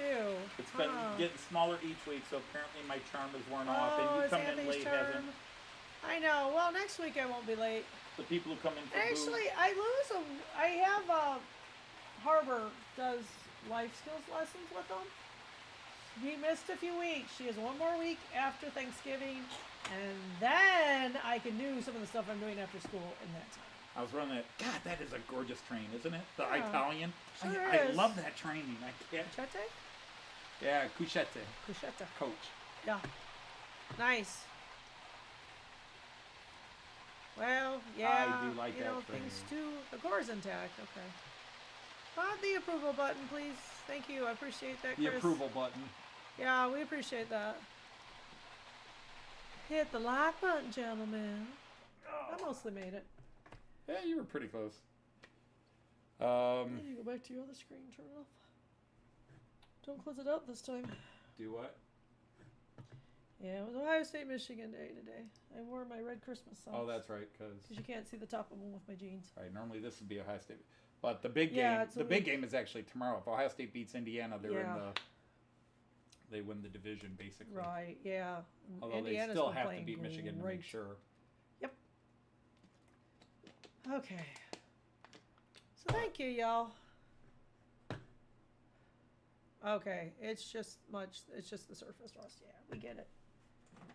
We get it. It was great fun. Well, I'm glad you Oh, think you so. got one more video. Joy's coming in. Is it Thursday? Joy's coming in and ranting and chasing Yeah. off all my viewers. Well, put it on one of your tags, Joyce Ranting. You might get a lot more views about the educational system. No, here's how we'll get great views. Joyce bears all. That's how we'll tag it. Joyce bears all. Joyce comes in late Boy, and you bears can it start all. Some bad rumors. But we'll get the views. Hey, you're right. All right, sweetie, I'll play with you for that. Just that. I know where you go. What's that? I know where you go. Just that. Mm-hmm. Armored rugby. Armored rugby. It sounds safer that way. Wearing armor. Yeah, that's true. Like I said, people turn in for the negative before they'll turn in the You positives. sure do. But I was hearing you talk about that. yeah. Yeah. All right. Well, anyhow, it is past our time, and Joyce wants me to take her out to eat. Yeah. I need it. She's clearly hangry already. Yes, I am. And I'll get a beer. Oh, you're gonna have a beer too? Probably. Oh my God, she's drinking. Oh, again, I probably can't. With... No, not with the pills you're taking. No, all right. Rugby with Oh. American football. Yeah. But yeah, gotcha. that's the big game for us. Sure. Ohio State or Michigan. Well, yeah. The only sporting rivalry that actually involved a war. Yeah, indeed. The Toledo War, 1835, Yeah. 1836. And we are Little unknown civil war in American history. parts of Toledo are spitting distance from Michigan. Well, we're right up to the border. So we are right there, which means We're draw in not a lot of spitting Michigan, distance from Michigan, but we spit anyhow. as we do. We spit in their direction. That's right. In their general direction. Right. Because their fathers, Yeah. their mothers were hamsters and their fathers Yeah. smelled the I mean, take bubbleberry. Liz if she wants to go. You know what I mean? Yeah, we can see if she wants to go, if she's awake. All right, anyhow, so yeah, you're all cutting out, but Yeah. we want to thank you all, as always, for spending your Sure do.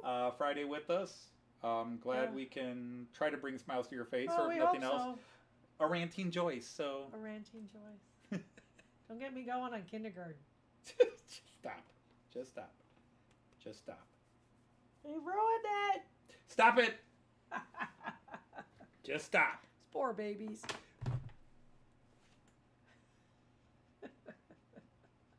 Time to say goodnight. Good night, I folks. see Sean's not in here. to Yeah, help. Jean never showed up. So In I'm not here fact, to Jean help didn't you. call me today. He didn't call me today or No anything else. way. He must So be anyhow, on behalf of all the ranting in the world, I'm sorry, I shouldn't be Take a teasing you. world's worth. It was okay. It's only 5 minutes. We're gonna say Auf Wiedersehen Choose. and happy trains. And remember, Bye. share it with friends. Yes. Rewatch the live stream And because people Joyce come bears in. it all. Take care, everybody. Good night So, or good morning. yeah, or good morning, indeed.